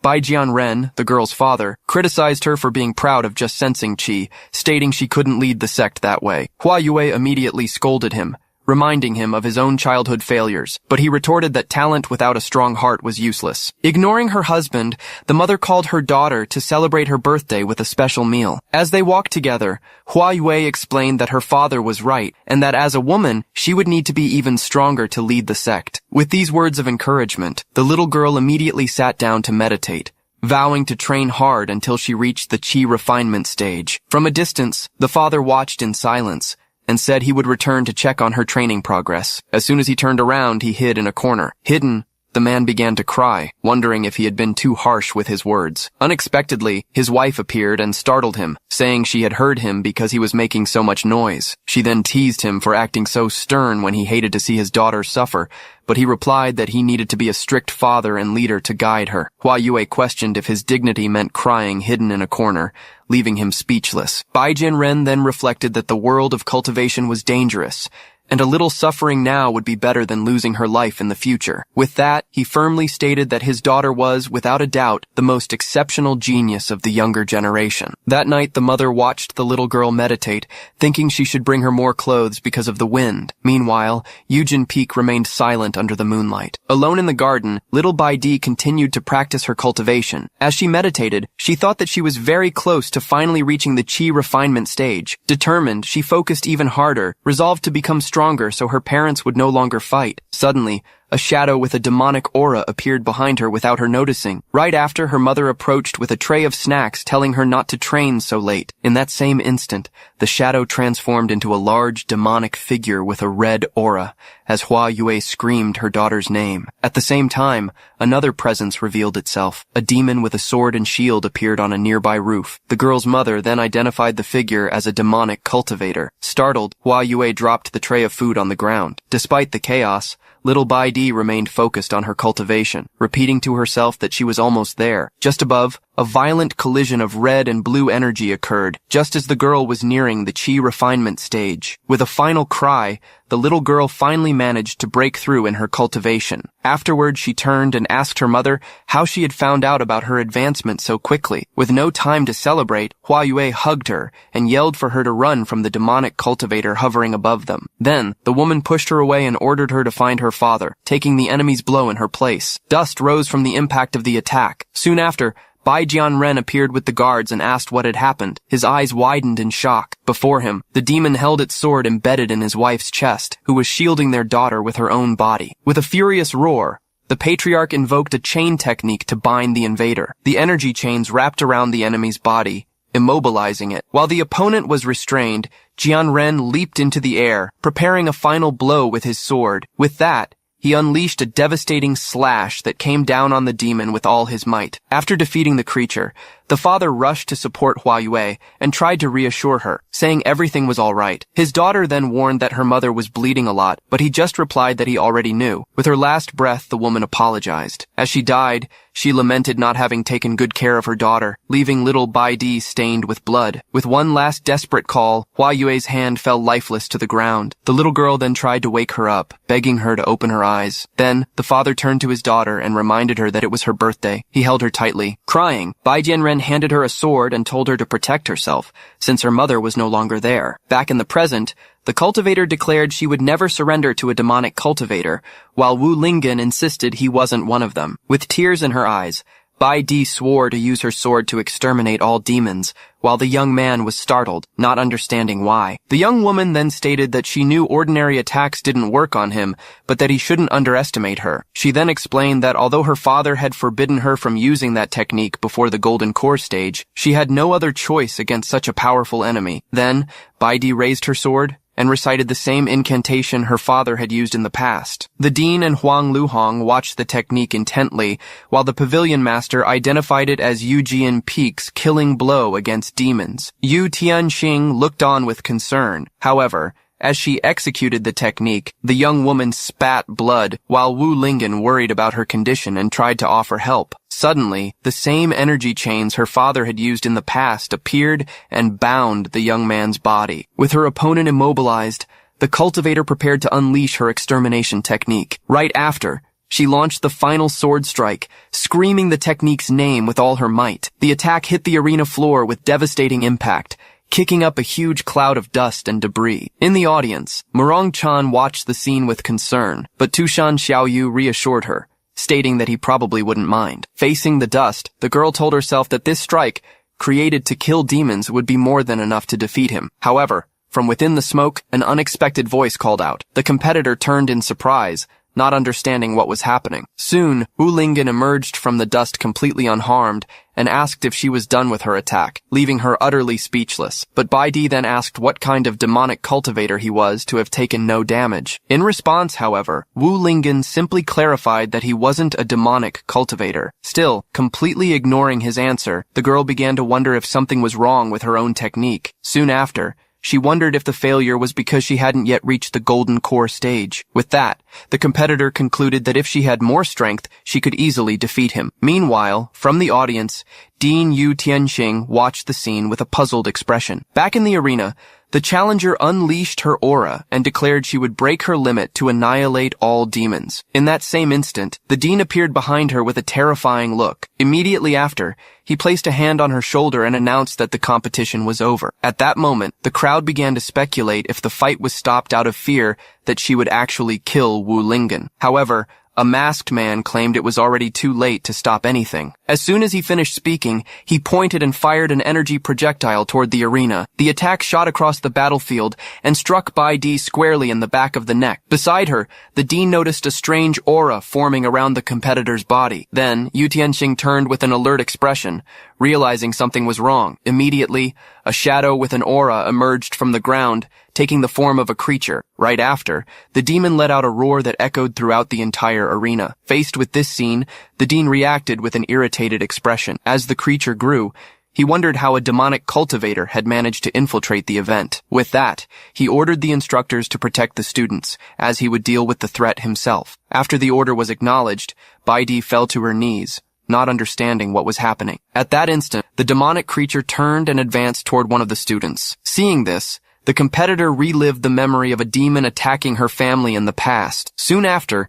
the monster leaped to attack, while the dean rushed to intercept it. Despite wanting to fight, the girl realized her body was completely paralyzed. To protect her, Yu Tianxing stepped in front and blocked the demon's blow. Meanwhile, from the audience, the masked man commented that the situation wasn't chaotic enough yet. He then gave the order for his followers to start taking action. In that same instant, several dark creatures emerged throughout the arena. Thus, examiner Huang Luhong realized there was more than one demonic cultivator on site. In turn, instructor Mei Yanli offered to hold off the creatures, telling Xiao Chunhuo to take the students to safety. With a confident smile, he declared that the demons couldn't hurt him because of his sacred body. As soon as the creatures attacked him, they were all repelled by an energy barrier around his body. At that moment, from the crowd, students commented that despite their appearance, the academy's instructors were actually reliable. Finally, Tushan Xiaoyu watched the fight with a curious expression on her face. After the attack, Mei Yanli remained standing without a single scratch, to everyone's surprise. Meanwhile, Dean Yu Tianxing prepared to protect the competitor from the larger creature. Soon,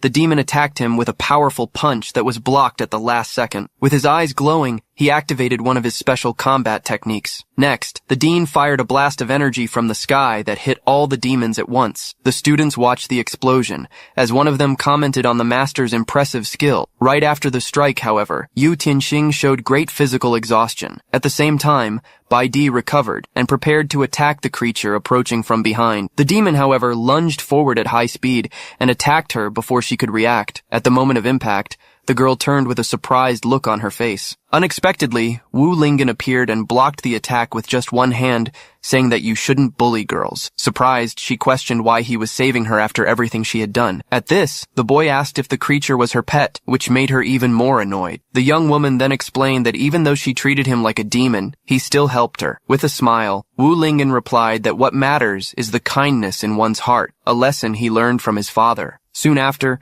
he stated that he considered her a good person, and for that reason, he couldn't let her be defeated. Next, Bai Di warned him about two demons advancing from behind. Without turning around, he prepared to use one of his techniques. With a quick spin, he executed a strike that released a wave of energy. The impact of the technique completely disintegrated both creatures in an instant. From a distance, the dean commented that the boy was interesting for being able to defeat such a threat. Then, Yu Tianxing unleashed his aura and prepared to eliminate the remaining demons. The master then fired a shower of energy projectiles that hit the entire arena. The largest demonic creature, however, began to rise from the rubble. Because of the roar, the two of them stood still for a moment. In that instant, Wu Lingen noticed the creature was transforming and prepared to act. With a swift movement, he used a technique to intercept the sword's blow. Thus, he managed to stop the blade with his bare hands as the monster roared. The girl, however, stated that she needed to fight too and readied her weapon again. Soon after, she broke free and charged forward alone to attack the demonic creature. With a precise strike, the competitor managed to hit the monster's arm squarely. Afterward, Bai Di looked up, celebrating the success of her attack. As the monster remained standing, Wu Lingen commented that she really was a good person. The creature's body then began to dissolve into a liquid that spread across the ground. Seeing this, The young woman stood still in the middle of the substance, not understanding what was happening. Suddenly, Baidi fell to her knees as she realized the monster was poisonous, putting Wu Lingen on alert. Holding his sword, Wu Lingen noticed the poisonous mist was much stronger than before. Suddenly, the blade was yanked back. The creature then charged forward to crush them, as Baidi screamed for him to be careful. He tried to move, but realized his body was completely paralyzed by the poison. The girl then leaped in front of him, using her own sword to block the blow. As she struggled to hold it back, she said she couldn't last much longer. In a final effort, Wu Lingen grabbed her and managed to escape the attack. The creature's strike hit the ground hard, kicking up a cloud of dust. Seeing him unharmed, the competitor asked why the poison didn't affect him, but he couldn't answer. She suggested he might have antibodies from a previous encounter. The young man then asked if she had ever faced a monster like this before, but he was cut off. Even though she wasn't affected by the poison, the girl admitted she wasn't sure she could defeat this demon. Hearing that word, Wu Lingen remembered his father and thought that demonic cultivators didn't look like this. Unexpectedly, the monster began to undergo a new transformation. The creature let out a deafening roar that echoed throughout the arena. As it roared, the force of the blast threw Baidi backward. Lying on the ground, the young man urged her to use her special move against the monster. The competitor, however, revealed that her hands were trembling and wouldn't obey her anymore. Suddenly, the mysterious hooded man appeared with a smile on his face. With an air of superiority, he declared it was the perfect time to save the day. Beside him, Master Dan advised him to be careful, but he boasted that the plot was on his side. Then, Xiao Huohuo turned to Baidi and told her to just watch his show. Facing the monster's roar, the young woman prepared to fight, even without any strength left. The newcomer then joined his hands and began to focus his energy. Soon, he materialized a huge sword in his hands, preparing to attack. Weapon in hand, the hooded man leaped toward the monster to strike. The blow cut through the air and struck the creature's side with great impact. From a distance, Wu Lingen warned him about the poison released by the monster's arm. With a smile, he replied that he already knew that. Next, Xiao Huohuo activated a technique that engulfed his body in flames. The technique transformed into a fire dragon that charged at the demonic creature. The clash of their attacks created an explosion that lit up the entire arena. He then pulled back in mid-air, preparing to deliver the final blow. The hooded man raised his weapon and attacked with a vertical slash. Unexpectedly, the monster managed to block the blade with its own arm, surprising him. The creature then shattered the energy sword and hurled him away with the impact. Injured, he refused to back down, declaring that as the chosen one, he would fight to the end. In response, the demon fired several dark projectiles in his direction. In the distance, Baidi watched the scene, completely frozen. The girl soon recognized the technique as one from Eugene Peak and began to question the monster's identity. The creature then let out a roar and charged forward at high speed. Seeing the danger, Wu Lingen jumped in front of her, protecting her with his own body and getting pierced through the back. As he held her, he said this was to return the favor from before. Suddenly, Dean Yu Tianxing appeared, shrouded in a fiery aura, yelling at the monster for hurting his students. He then manifested a gigantic energy form and declared that the creature was going to die. The smaller demonic creatures charged forward to attack the master's energy form. Completely surrounded, Yu Tianxing complained about this group of demonic cultivators. In the distance, the masked man commented that the real show couldn't be interrupted just yet. As she held him, Baidi asked how she could cure him of the poison, but he said he was already out of strength. Hearing their conversation, Tianji remembered that the only way to neutralize the poison was with antibodies. With that, the girl raised her sword and said she would use her own blood to save him. Suddenly, a shadow lunged towards them at high speed.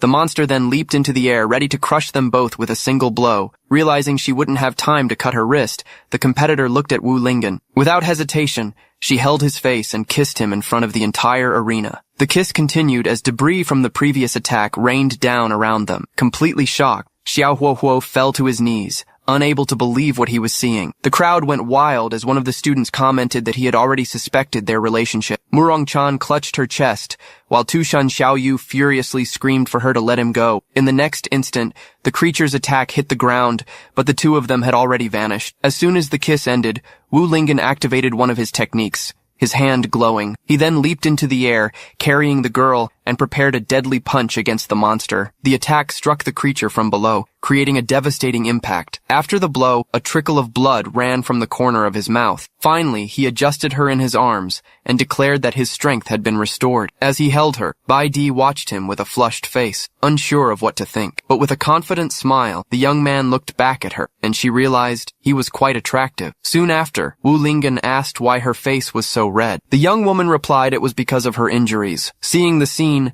Dean Yu Tianxing seemed relieved that nothing serious had happened. Then, he turned to the demons and unleashed a massive fire attack to make them pay. Meanwhile, the masked man watched the shower of energy projectiles approaching, but with a swift move, he used an energy technique to shield himself from the attack. Back on the ground, Yu Tianxing pointed at him and identified him as the true culprit. Immediately, the dean ordered him to die on the spot. The hand of the energy manifestation then lunged forward to crush him once and for all. The blow struck the ground, causing a huge explosion. After the impact, a look of surprise appeared on Yu Tianxing's face. In the middle of the crater, he found a substitution dummy and realized the trick. Not understanding the situation, the dean wondered what the demon's true goal was. Soon after, the scene shifted to the front of the Academy's library pavilion. At that moment, dark energy portals began to open on the pavilion's walls. Inside, the masked man remarked that the heroes were foolish to think he would attack from the front. He then summoned several spider-like creatures from an energy sphere in his hand. Next,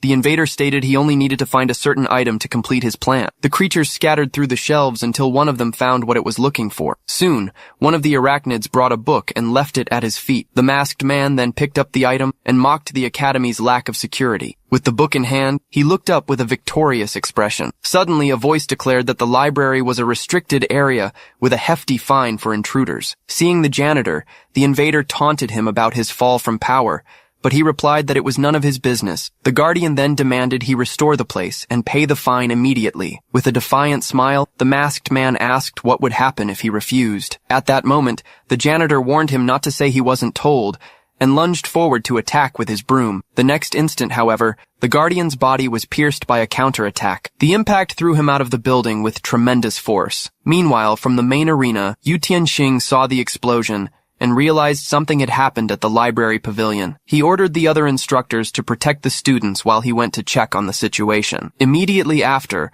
a figure leaped into the air, speeding towards the pavilion. Watching the scene unfold, Tushan Xiaoyu commented that the world seemed to be on the brink of an era of chaos. Back at the library, the janitor used his long beard to attack the masked man from a distance, but the invader mocked him for causing even more destruction than he had, despite being a guardian. Unharmed, the man reappeared and added a repair fee to the invader's fine. Soon after, the masked man's arm detached and fled through an energy portal, taking the book with it. As his body regenerated, he complained that the old man was still as irrational as ever, even after so many years. The guardian, in turn, simply watched him with a serious expression, not backing down. He then stated that there was no need to be reasonable with demons and charged forward to attack. The janitor struck with his broom, but was blocked by a dark energy barrier. Despite the block, he kept up the pressure and managed to nullify his opponent's defense. A moment later, a different gleam appeared in the guardian's eye as he prepared for his next move. With a quick spin, the masked man landed a direct hit. The janitor, however, managed to block it with the broom handle, nullifying the attack. The force of the impact generated an energy wave that destroyed part of the pavilion. Facing the guardian, the invader claimed that the power he had amassed over the years was beyond his imagination. He then remembered when he was almost killed in the past, during his prime. In the memory, the red-bearded man appeared with a sword, facing him after his defeat. The masked man revealed that although he lost the fight, he managed to steal half of a secret manual. At that moment, the image of the former guardian appeared, holding the book with his sword in hand. Back in the present, he boasted about finally recovering the manual and questioned his opponent's silence. However, the guardian remained silent, his face hidden in shadow. Unexpectedly, he just added another fine for destroying academy facilities. Angered, the invader transformed his arm into a claw and leaped forward to settle the score once and for all. The attack missed him because he managed to jump just in time. However, the arm was already coming back at him, leaving him stunned. With that, he stated he would have to use his weapon once more and pulled a blade from within the broom. Immediately, the Guardian counterattacked with a slash of his sword. The clash between the two combatants generated an energy explosion that spread throughout the library. Confused, the masked man watched his dark energy arm begin to disintegrate. Before him, the janitor raised his flaming sword and declared that his remnant flame blade had been unsheathed. Surprised, the masked man recognized the weapon as he was surrounded by the Guardian's aura. He then remembered how that same sword had been destroyed in the past and mocked him for keeping a broken weapon. In response, the red-bearded man asked if he wanted to find out if the blade was truly useless. Immediately, the caretaker challenged him to test it and charged forward at high speed. The first slash grazed the intruder's face, who barely managed to dodge in time. Right after, the sword came down, striking him with a devastating vertical blow. The masked man's body was then split in half in an instant. After seeing him fall to the ground, the Guardian stated that this should finally be over. Unexpectedly, a strange mass began to emerge from the wound in his body. At that moment, the caretaker watched the scene with a surprised expression on his face. Suddenly,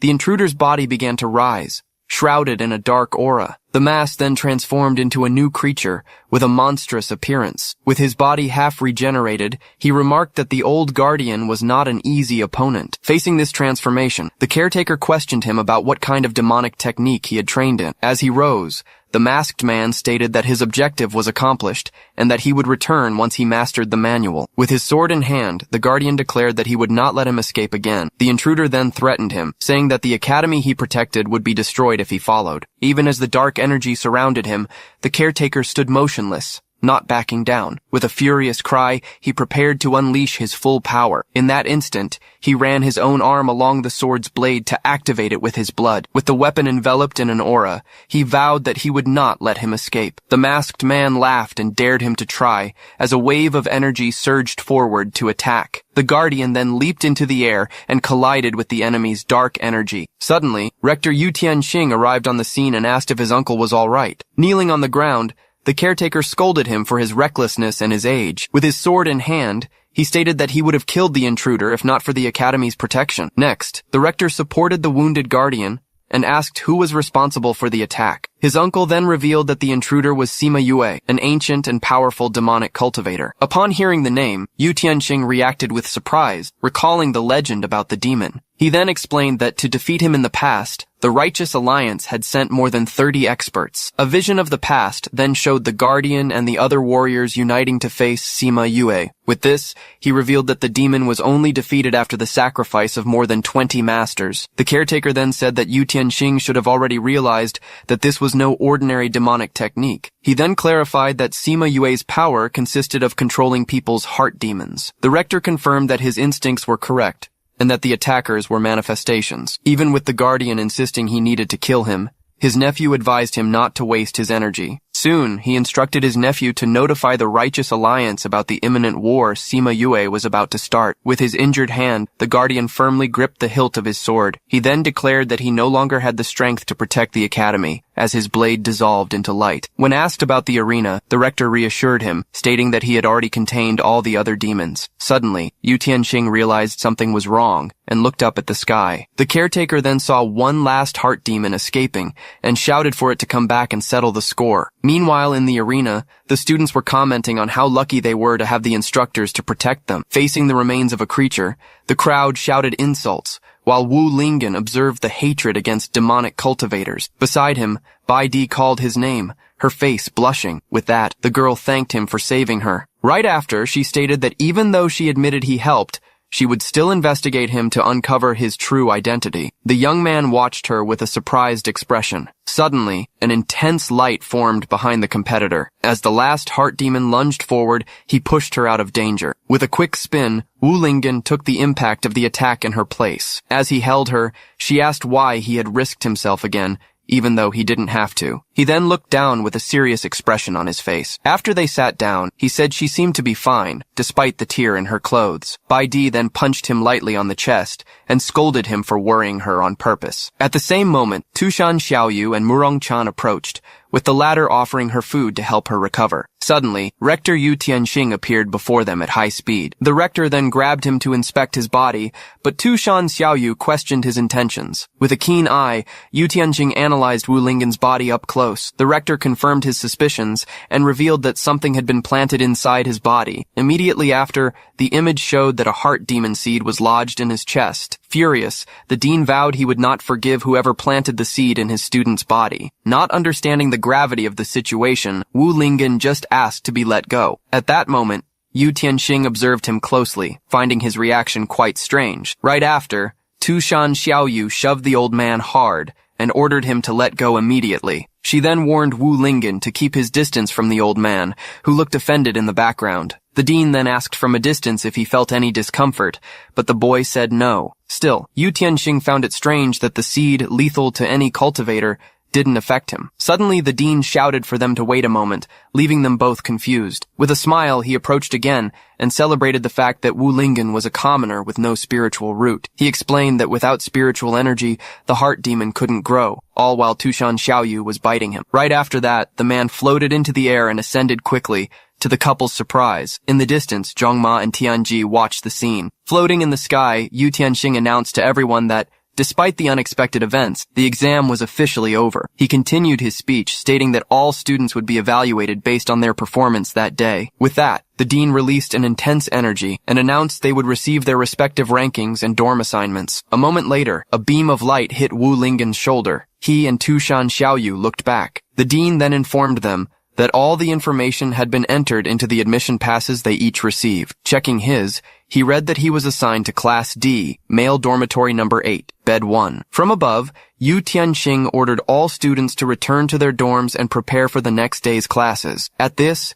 Tushan Xiaoyu cheered excitedly and urged him to head to the dorm right away. On the way, he asked if she had also been given a room, but she replied that she wasn't a student. With a smile, the young woman leaned in to say she had other plans. She then stated that, as his guardian, it was only natural for her to sleep with him. The boy mentioned he might have a roommate, but she just suggested kicking them out, while Bai Di overheard the conversation. Hearing this, Bai Di looked at her own admission pass in silence. The scene then changed to the dormitory area of Xuantian Academy, where the pair was heading. Carrying his belongings, Wu Lingen commented that the dorm was in the most remote area with the lowest energy concentration. Tushan Xiaoyu was furious they had placed him there after his performance, but he accepted it, being a freshman. A short while later, they arrived in front of a sign that read, Male Dormitory Number 8. Opening the door, he noticed a light on and commented that his roommate must have already arrived. Finally, peeking through the entrance, he introduced himself politely, but fell silent when he saw who his roommate was. Suddenly,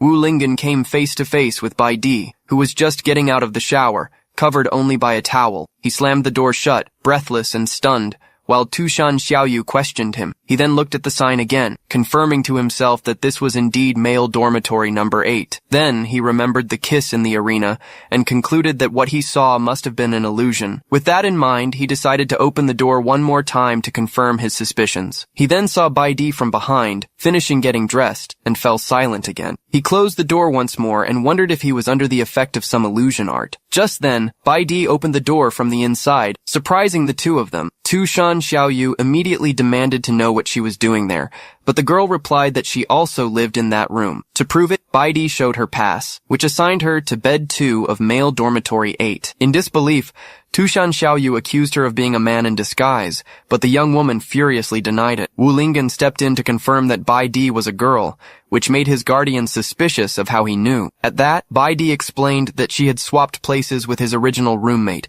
who was now in the best female dorm. When Wu Lingen asked why she wanted to stay there, the girl grabbed him and said it was to observe him up close. Bai Di clarified that she needed to learn his methods, as he was the first person her age to ever defeat her. The boy processed the phrase, her age, as a side note revealed he was actually 20,000 years old. After that, he finally entered the room with his things. He warned her that living together would be problematic, but the girl said what happened was just an accident. Bai Di then argued that if he could live with a fox, he could live with her too, which irritated Tushan Xiaoyu. She then promised to just observe him in silence, making him reluctantly agree. Tushan Xiaoyu then called him to bed, ignoring Bai Di, but he questioned if they would sleep together. She pulled him to her side, said there was nowhere else, and he ended up agreeing. Lying down, he felt something watching him, while Bai Di was on the other bed with her eyes closed. The scene showed a candle going out and Bai Di's face at rest. A moment later, Wu Lingen asked Tushan Xiaoyu if the Academy's invaders were really demonic cultivators. He continued, saying that their techniques seemed different from the ones his father and the others used. Hearing this, Tushan Xiaoyu decided she no longer needed to hide the secret from him. She then revealed that they weren't ordinary demonic cultivators, but heart demons. As the scene shifted to Zhengyi Peak, a remote place under the moonlight, Wu Lingen processed the information. At the same time, in a distant magic circle, astral projections were discussing Sima Yue's attack on the Xuantian Academy. One of the elders expressed surprise that this demon was still alive after so long. He then reported that the intruder had injured one of the sages and stolen a secret manual, suggesting the need for more protection. Just then, the projection of Dean Yu Tianxing intervened to warn of an even more serious problem. In a serious tone, he revealed that the heart demon had appeared before all the students. He also explained that, to maintain stability, they had sealed the secret that these creatures are formed from the impurities of cultivators. Given this, he questioned how much longer they could keep the secret now that Sima Yue had returned. Then, the great elder firmly declared that the current world order could not be broken. Shortly after, another man offered his Tenglong Academy's help in dealing with the matter as part of the alliance. He emphasized that, as allies, they should face these difficulties together, but the dean remained silent. Thus, the elder concluded the meeting, assigning the tasks of searching and containing the information to those present. Soon, the astral projections faded and disappeared from the magic circle. Meanwhile, a silhouette observed an orb, wondering how the academy could be number 1 after being so easily invaded. The image revealed Shen Wei Wang, the dean of Tenglong Academy, who vowed that his school would become the most powerful. The scene then returned to men's dormitory number 8, where the conversation continued. At that moment, Tushan Xiaoyu finished her explanation, stating that this was why heart demons were the greatest taboo in the cultivation world. After a moment of silence, she noticed the young man wasn't responding and called out to him. To her surprise, Wu Lingen had fallen asleep in the middle of her explanation, which annoyed her. So she decided it might be better if he didn't know all the details, and settled down to sleep. Shortly after, they both fell into a deep sleep, side by side. In the middle of the night, Baidi suddenly sat up in her bed. At that instant, her eyes glowed with a red light in the darkness. The next morning, the scene showed the dormitory's exterior, now in daylight. Then, Wu Lingen slowly opened his eyes and realized it was already dawn. Beside him, he and Bai Di stretched at the same time after a good night's sleep. Suddenly, the young man stopped and looked to his side, not understanding what was happening. A few moments later, the young woman screamed and accused him. Inside the room, the fox awoke with a dark aura and accused the woman of slandering her master. In response, Baidi defended herself, claiming the other one had climbed into bed and pushed her onto the floor. As the argument escalated, students outside commented that the competition winner was quite the charmer. At that moment, a hand was raised to stop the commotion. Back in the room, the young man suggested that maybe Bai Di had been sleepwalking and ended up in his bed. The girl desperately denied the accusation, while the fox watched her with suspicion. To calm the situation, he reminded them it was the first day of class and they couldn't be late. As the young woman got ready, her guardian asked if he would let her go unpunished, but Wu Lingen just reiterated the importance of the class. Suddenly, Instructor Mei Yanli opened the door and asked what the gossiping students were doing there. At that, the two young men tried to play it cool, saying they were just passing by with no intention of spying. They then rushed to class so they wouldn't be late, leaving Bai Di watching from the doorway. Next, the pair started walking toward the classroom, closely followed by the girl. On the way, the young man asked why she was following them, since they weren't in the same class, but she replied that watching him was more useful. With that, the two girls started arguing again, while Wu Lingen begged them to stop. A short time later, they arrived in front of the sign for the Class D school building. Despite the argument, the three of them entered the classroom together. As soon as they walked in, Tianji appeared and asked in surprise what Boss Lingen was doing in that class. He then explained that the classes were divided by performance, with Class D being for the worst students. The young man lamented that his talent had only landed him in the worst class, while Tushan Xiaoyu complained about him taking first place. Suddenly, a voice from the front of the room ordered everyone to be quiet. Then,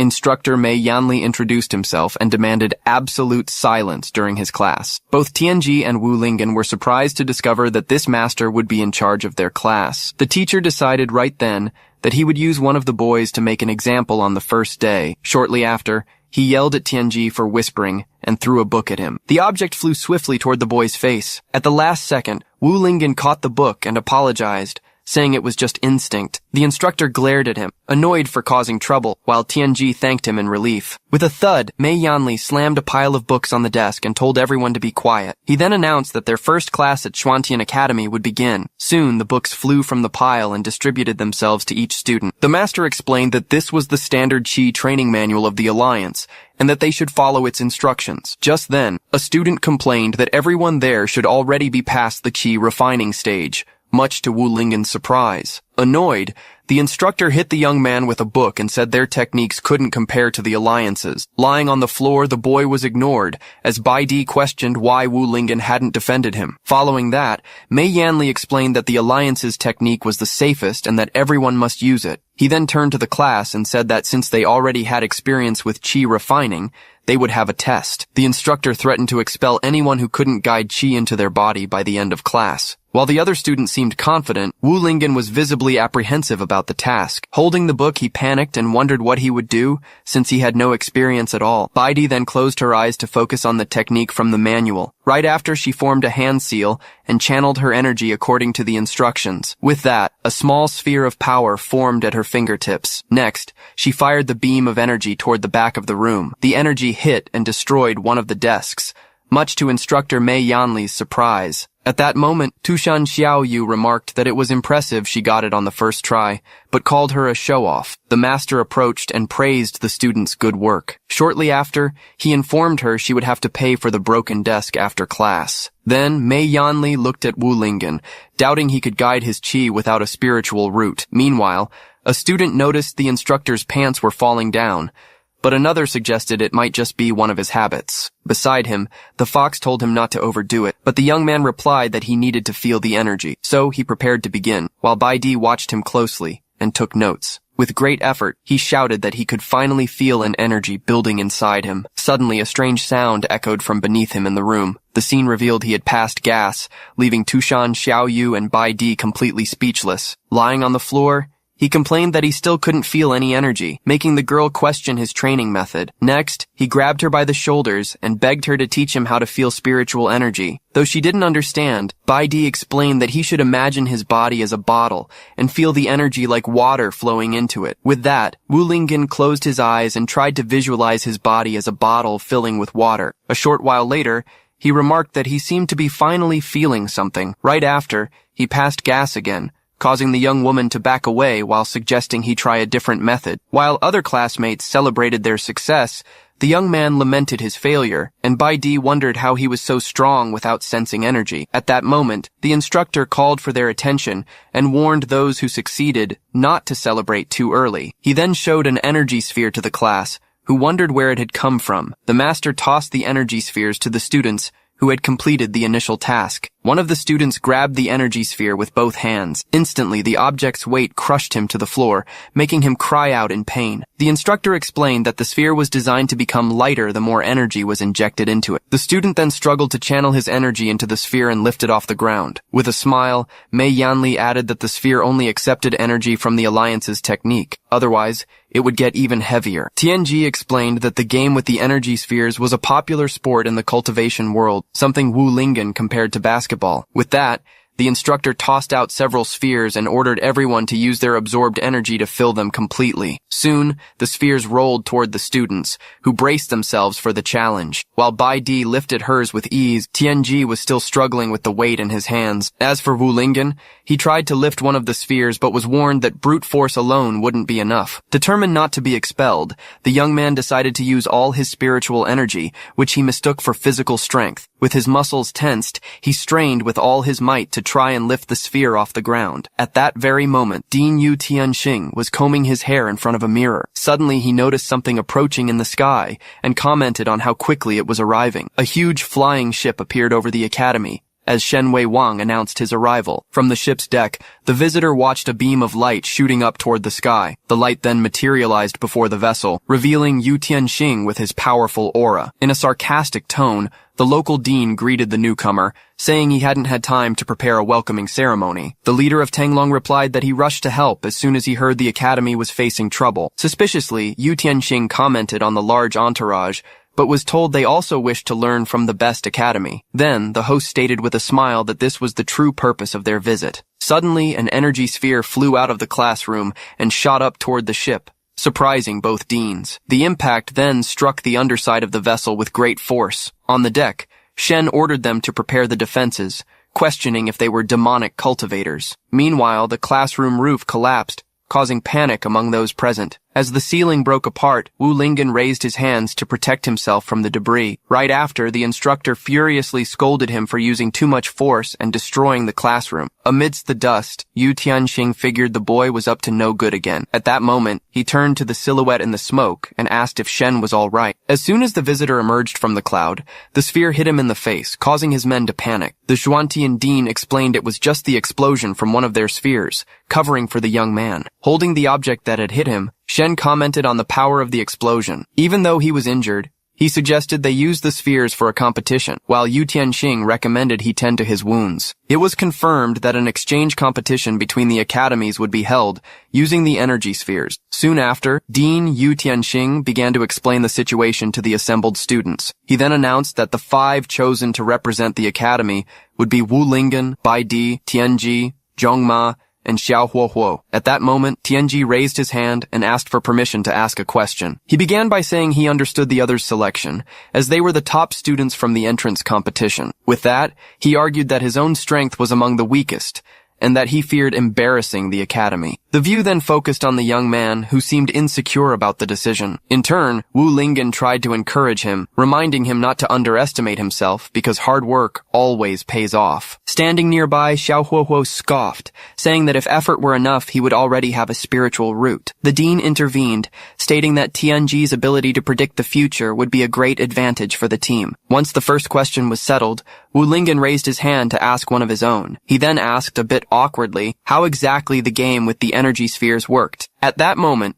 Bai Di explained that it was a 5-on-5 match where the goal was to control the sphere and throw it through a gate in the air. She added that while physical contact was forbidden, energy clashes were allowed and essential for victory. Hearing the rules, the young man questioned if his participation was really a good idea, but Yu Tianxing reminded him that the competition was only happening because of him. Right after, the dean informed them that the match would take place in 3 days and they should use the time to train. In a serious tone, he continued, saying that the reputation of Xuantian Academy was at stake. To motivate them, he promised to reward each of them with a golden medallion for a victory. Following that, Zhongma explained that the medallion was the Academy's highest honor and guaranteed double the cultivation resources. With this, Wu Lingen became excited at the possibility of finally succeeding in his training. He prepared to start training immediately, but the others didn't show the same enthusiasm. Xiao Huohuo declared he wouldn't train with someone incapable of using spiritual energy. Next, Zhongma stated that the extra resources meant nothing to him,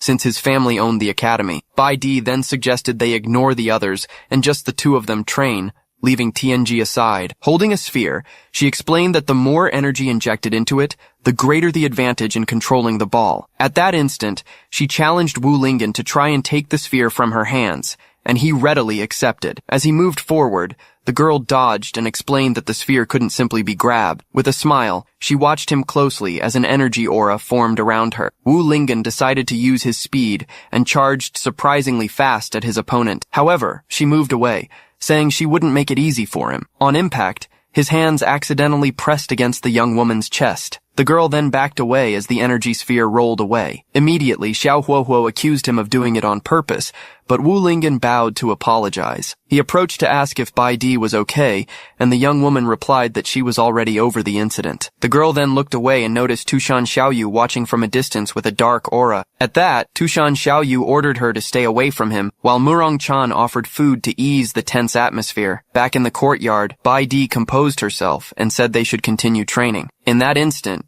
she made a hand seal and invoked one of her special techniques. With a circle of swords hovering in the sky, she instructed Wu Lingen to use it as a target to practice his throws. Holding the sphere, the young man noticed it wasn't that heavy and that he just needed to practice his aim. He then threw the sphere with force towards the target and received a compliment for his accuracy. The energy sphere, however, ricocheted off one of the swords and flew off in another direction. Just then, Instructor Mei Yanli appeared, furious, and threatened to cut his resources for destroying the academy's facilities. Bai Di then asked if he had heard a strange scream, but Wu Lingen quickly brushed it off. Far away, Dean Shenwei Wang observed the scene and commented on Xuantian Academy's audacity. Still holding the sphere, he complained that he had been provoked twice in the same day. One of his disciples, Liang Zifeng, tried to tend to his wounds, but Shen refused, saying a simple sphere couldn't hurt him. He then instructed the student to focus on preparing for the competition set for 3 days later. With a determined look, he declared that the future of both academies would be at stake in that match. At that moment, Liang Zifeng solemnly swore that he would lead Tenglong Academy to victory against Xuantian Academy. The dean praised him as his best disciple, while the young man silently promised not to disappoint him. Determined to win at all costs, Liang Zifeng stared at a purple crystal in his hand before the scene changed. 3 days later, in the courtyard of Xuantian Academy, Yu Tianxing was on stage for the event's opening ceremony. He then asked all the students to give Dean Shen a warm round of applause. With that, the visitor walked onto the stage with his face bandaged as the crowd applauded him. Among the students, Wu Lingen and the others commented on the rival dean's strange appearance. Shen then approached the microphone to give his speech about the competition. He began a long formal speech about the event's importance, which soon bored those present. The speech continued monotonously, causing several students to start dozing off in the audience. Annoyed by the lack of attention, Dean Shen decided he would teach the freshmen of that academy a lesson. On stage, he commented on the simplicity of the training ground, but Yu Tianxing retorted that he preferred to invest resources directly in the students. In response, Shen offered to build a real arena and took out a golden talisman. Soon after, he slammed his hand on the ground with force and activated a powerful earth technique. A strong tremor shook the place, leading students to wonder if the academy was being destroyed. Then, everyone screamed as they saw a huge structure emerging from the ground. The young Wu Lingen and Bai Di stared at the scene, unable to react to what they were witnessing. Finally, a gigantic stone arena rose from the ground, completely surrounding the academy's courtyard. Bai Di was impressed by the dean's power, while Wu Lingen watched the cultivator's abilities in awe. From above, the two leaders announced that the competitors should prepare as the other students made their way to the stands. The scene then shifted to the stone arena, which had markings similar to a basketball court. Dean Yu Tianxing turned to his students and declared they had to win, no matter what. He then introduced the home team. The young man with no spiritual root was determined to win the cultivation resources. With a confident smile, Xiao Huohuo promised himself he would shine in this competition. He then whispered to his teammate that he would surpass him,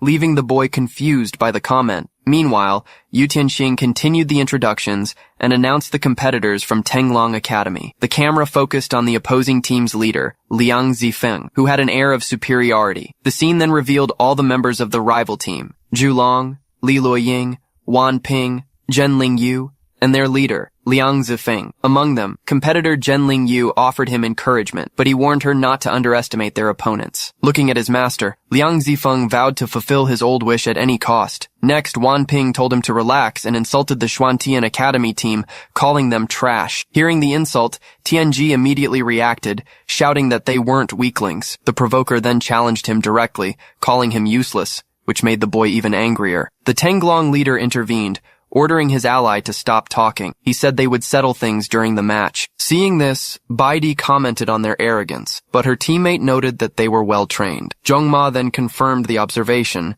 making the rest of the team anxious. In a serious tone, he revealed they were all elite talents with extensive training and an undefeated record in competitions. Tianji scolded him for not telling them sooner, but he replied that nobody had asked. With a confident air, Xiao Huohuo brandished his weapon and said they didn't need to worry because he was there. He then pointed at the opposing team and declared with conviction that he would defeat them. The young man then prepared to make an oath, weapon in hand. However, instructor Mei Yanli appeared from behind and took the object, informing him that using spiritual treasures was forbidden in the competition. The Tenglong team burst out laughing, mocking him for not knowing the rules and commenting that it would be an easy match. From the stands, Dean Shen taunted Yu Tianxing about his player selection, but was told his opinion was irrelevant. Shen retorted that he looked forward to seeing him admit defeat at the end of the match. With a calm smile, Yu Tianxing warned him not to underestimate these young people. Finally, looking at the arena, he stated that he had only put them there because he truly believed they could win. Instructor Mei Yanli then searched the young man and ordered him to remove the training weights he was carrying on his body. From high above the arena,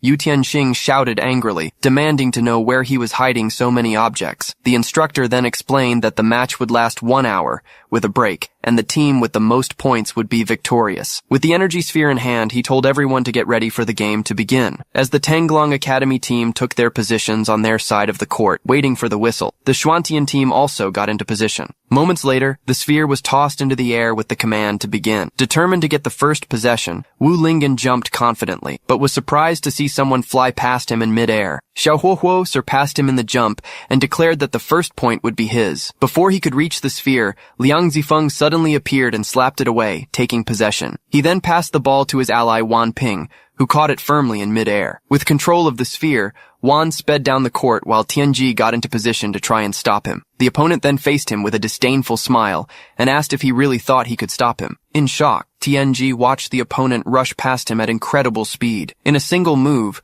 Wan Ping scored the first point, giving his team the lead and leaving the boys stunned by his speed. The instructor announced the score was 1-0, as both deans watched in complete silence. On the winning side, the Tanglong team mocked them, commenting on how weak their rivals were. Unfazed, Baidi took the ball and warned her teammates to stop their internal squabbling. With a plan in mind, she took the lead on the attack and moved forward, protected by her allies. In front of her, Liang Zifeng positioned himself, confident that no one could get past him. However, the young woman passed him in the blink of an eye, leaving him stunned. At the same time, the other Tanglong players came together to form a defensive barrier. Before they could reach her, Xiao Huohuo leaped to her side and unleashed his energy, clearing a path for her. He then knocked down the three opposing players with a powerful wave of energy. Immediately, instructor Mei Yanli showed Xiao Huohuo a yellow card for maliciously injuring his opponents. With the card in hand, he declared that there were no teams in the arena, only justice. Despite the foul,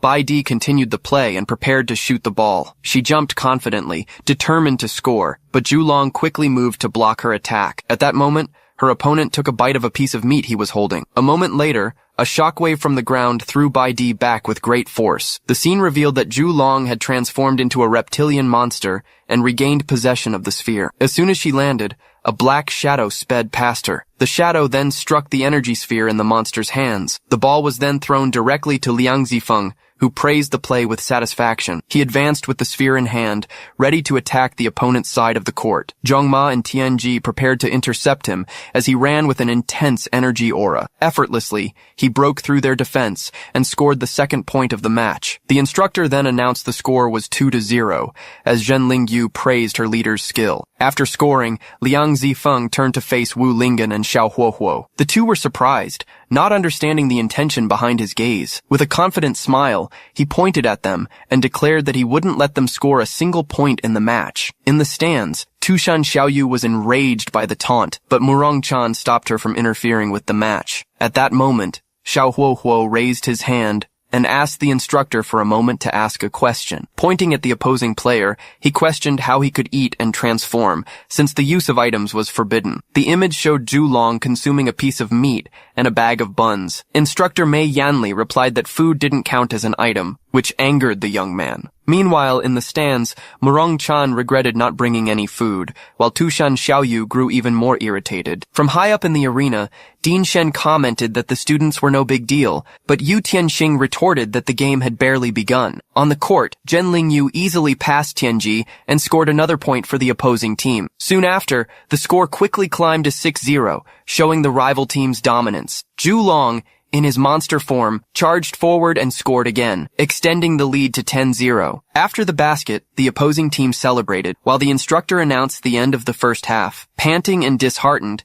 the Xuantian Academy team gathered, reflecting on the outcome of the first half. From above, Shen laughed and taunted Yu Tianxing, questioning what those kids were even doing on the court. The scene then shifted to the door of the home team's locker room. Inside, Xiao Huohuo and Zhongma were arguing with Bai Di. They stated they wouldn't really try in the match. Zhongma continued the argument, refusing to cooperate with such weak teammates, leaving Tianji speechless. Discouraged, the boy turned to the locker room door and considered quitting the competition. Meanwhile, the opposing team was commenting that victory would be easy, but Liang Zifeng warned them not to underestimate their opponent. Given the home team's poor performance, he concluded that the academy was overrated and his backup plan wouldn't be necessary. Back in the locker room, Wu Lingen interrupted the fight and proposed a suggestion to the team. With a smile, he explained that since there was no cooperation, they should treat the match as a series of one-on-one games. He detailed that each of them should mark an opponent and wait for an opportunity to score. The team fell silent, processing the new strategy he presented. When halftime ended, the match was about to restart in the arena. The opposing team taunted them,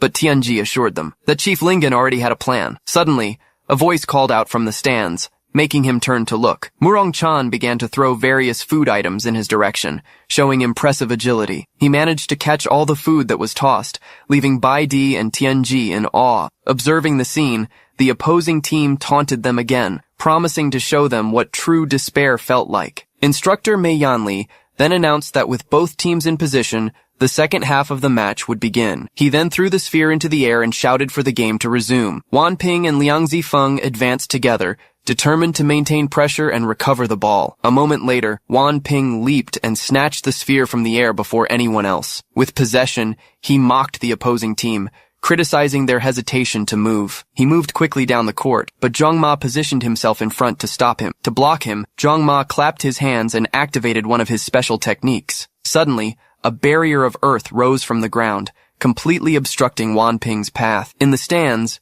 Dean Shen angrily questioned how his rival's grandson could possess an earth spiritual root. Unable to advance, Wan Ping threw the sphere to Zhen Lingyu, who was preparing to receive the pass. However, Bai Di appeared in front of her and summoned his energy swords to intercept the ball. The blades closed in on the sphere, blocking the pass with precision. On impact, Zhen Lingyu was hit by the swords and fell. Unexpectedly, Li Luoying appeared and intercepted the deflected sphere, surprising everyone. Before he could advance, Xiao Huohuo leaped from behind him and declared that it was finally his turn. He then unleashed a powerful wave of energy, hitting Li Luoying head-on. However, Liang Zifeng recovered the sphere and realized the opposing team's strategy was to mark players individually. With a confident look, he prepared to exploit the weakness of that tactic. He advanced directly toward Tianji, who was considered the team's most vulnerable point. With a smile, Tianji activated his Celestial Eye ability, predicting his opponent's move. Though surprised, Liang Zifeng continued his attack, believing his strength would be enough to overcome the prediction. Tianji admitted he couldn't stop him alone, but assured him that Chief Lingen could. Suddenly,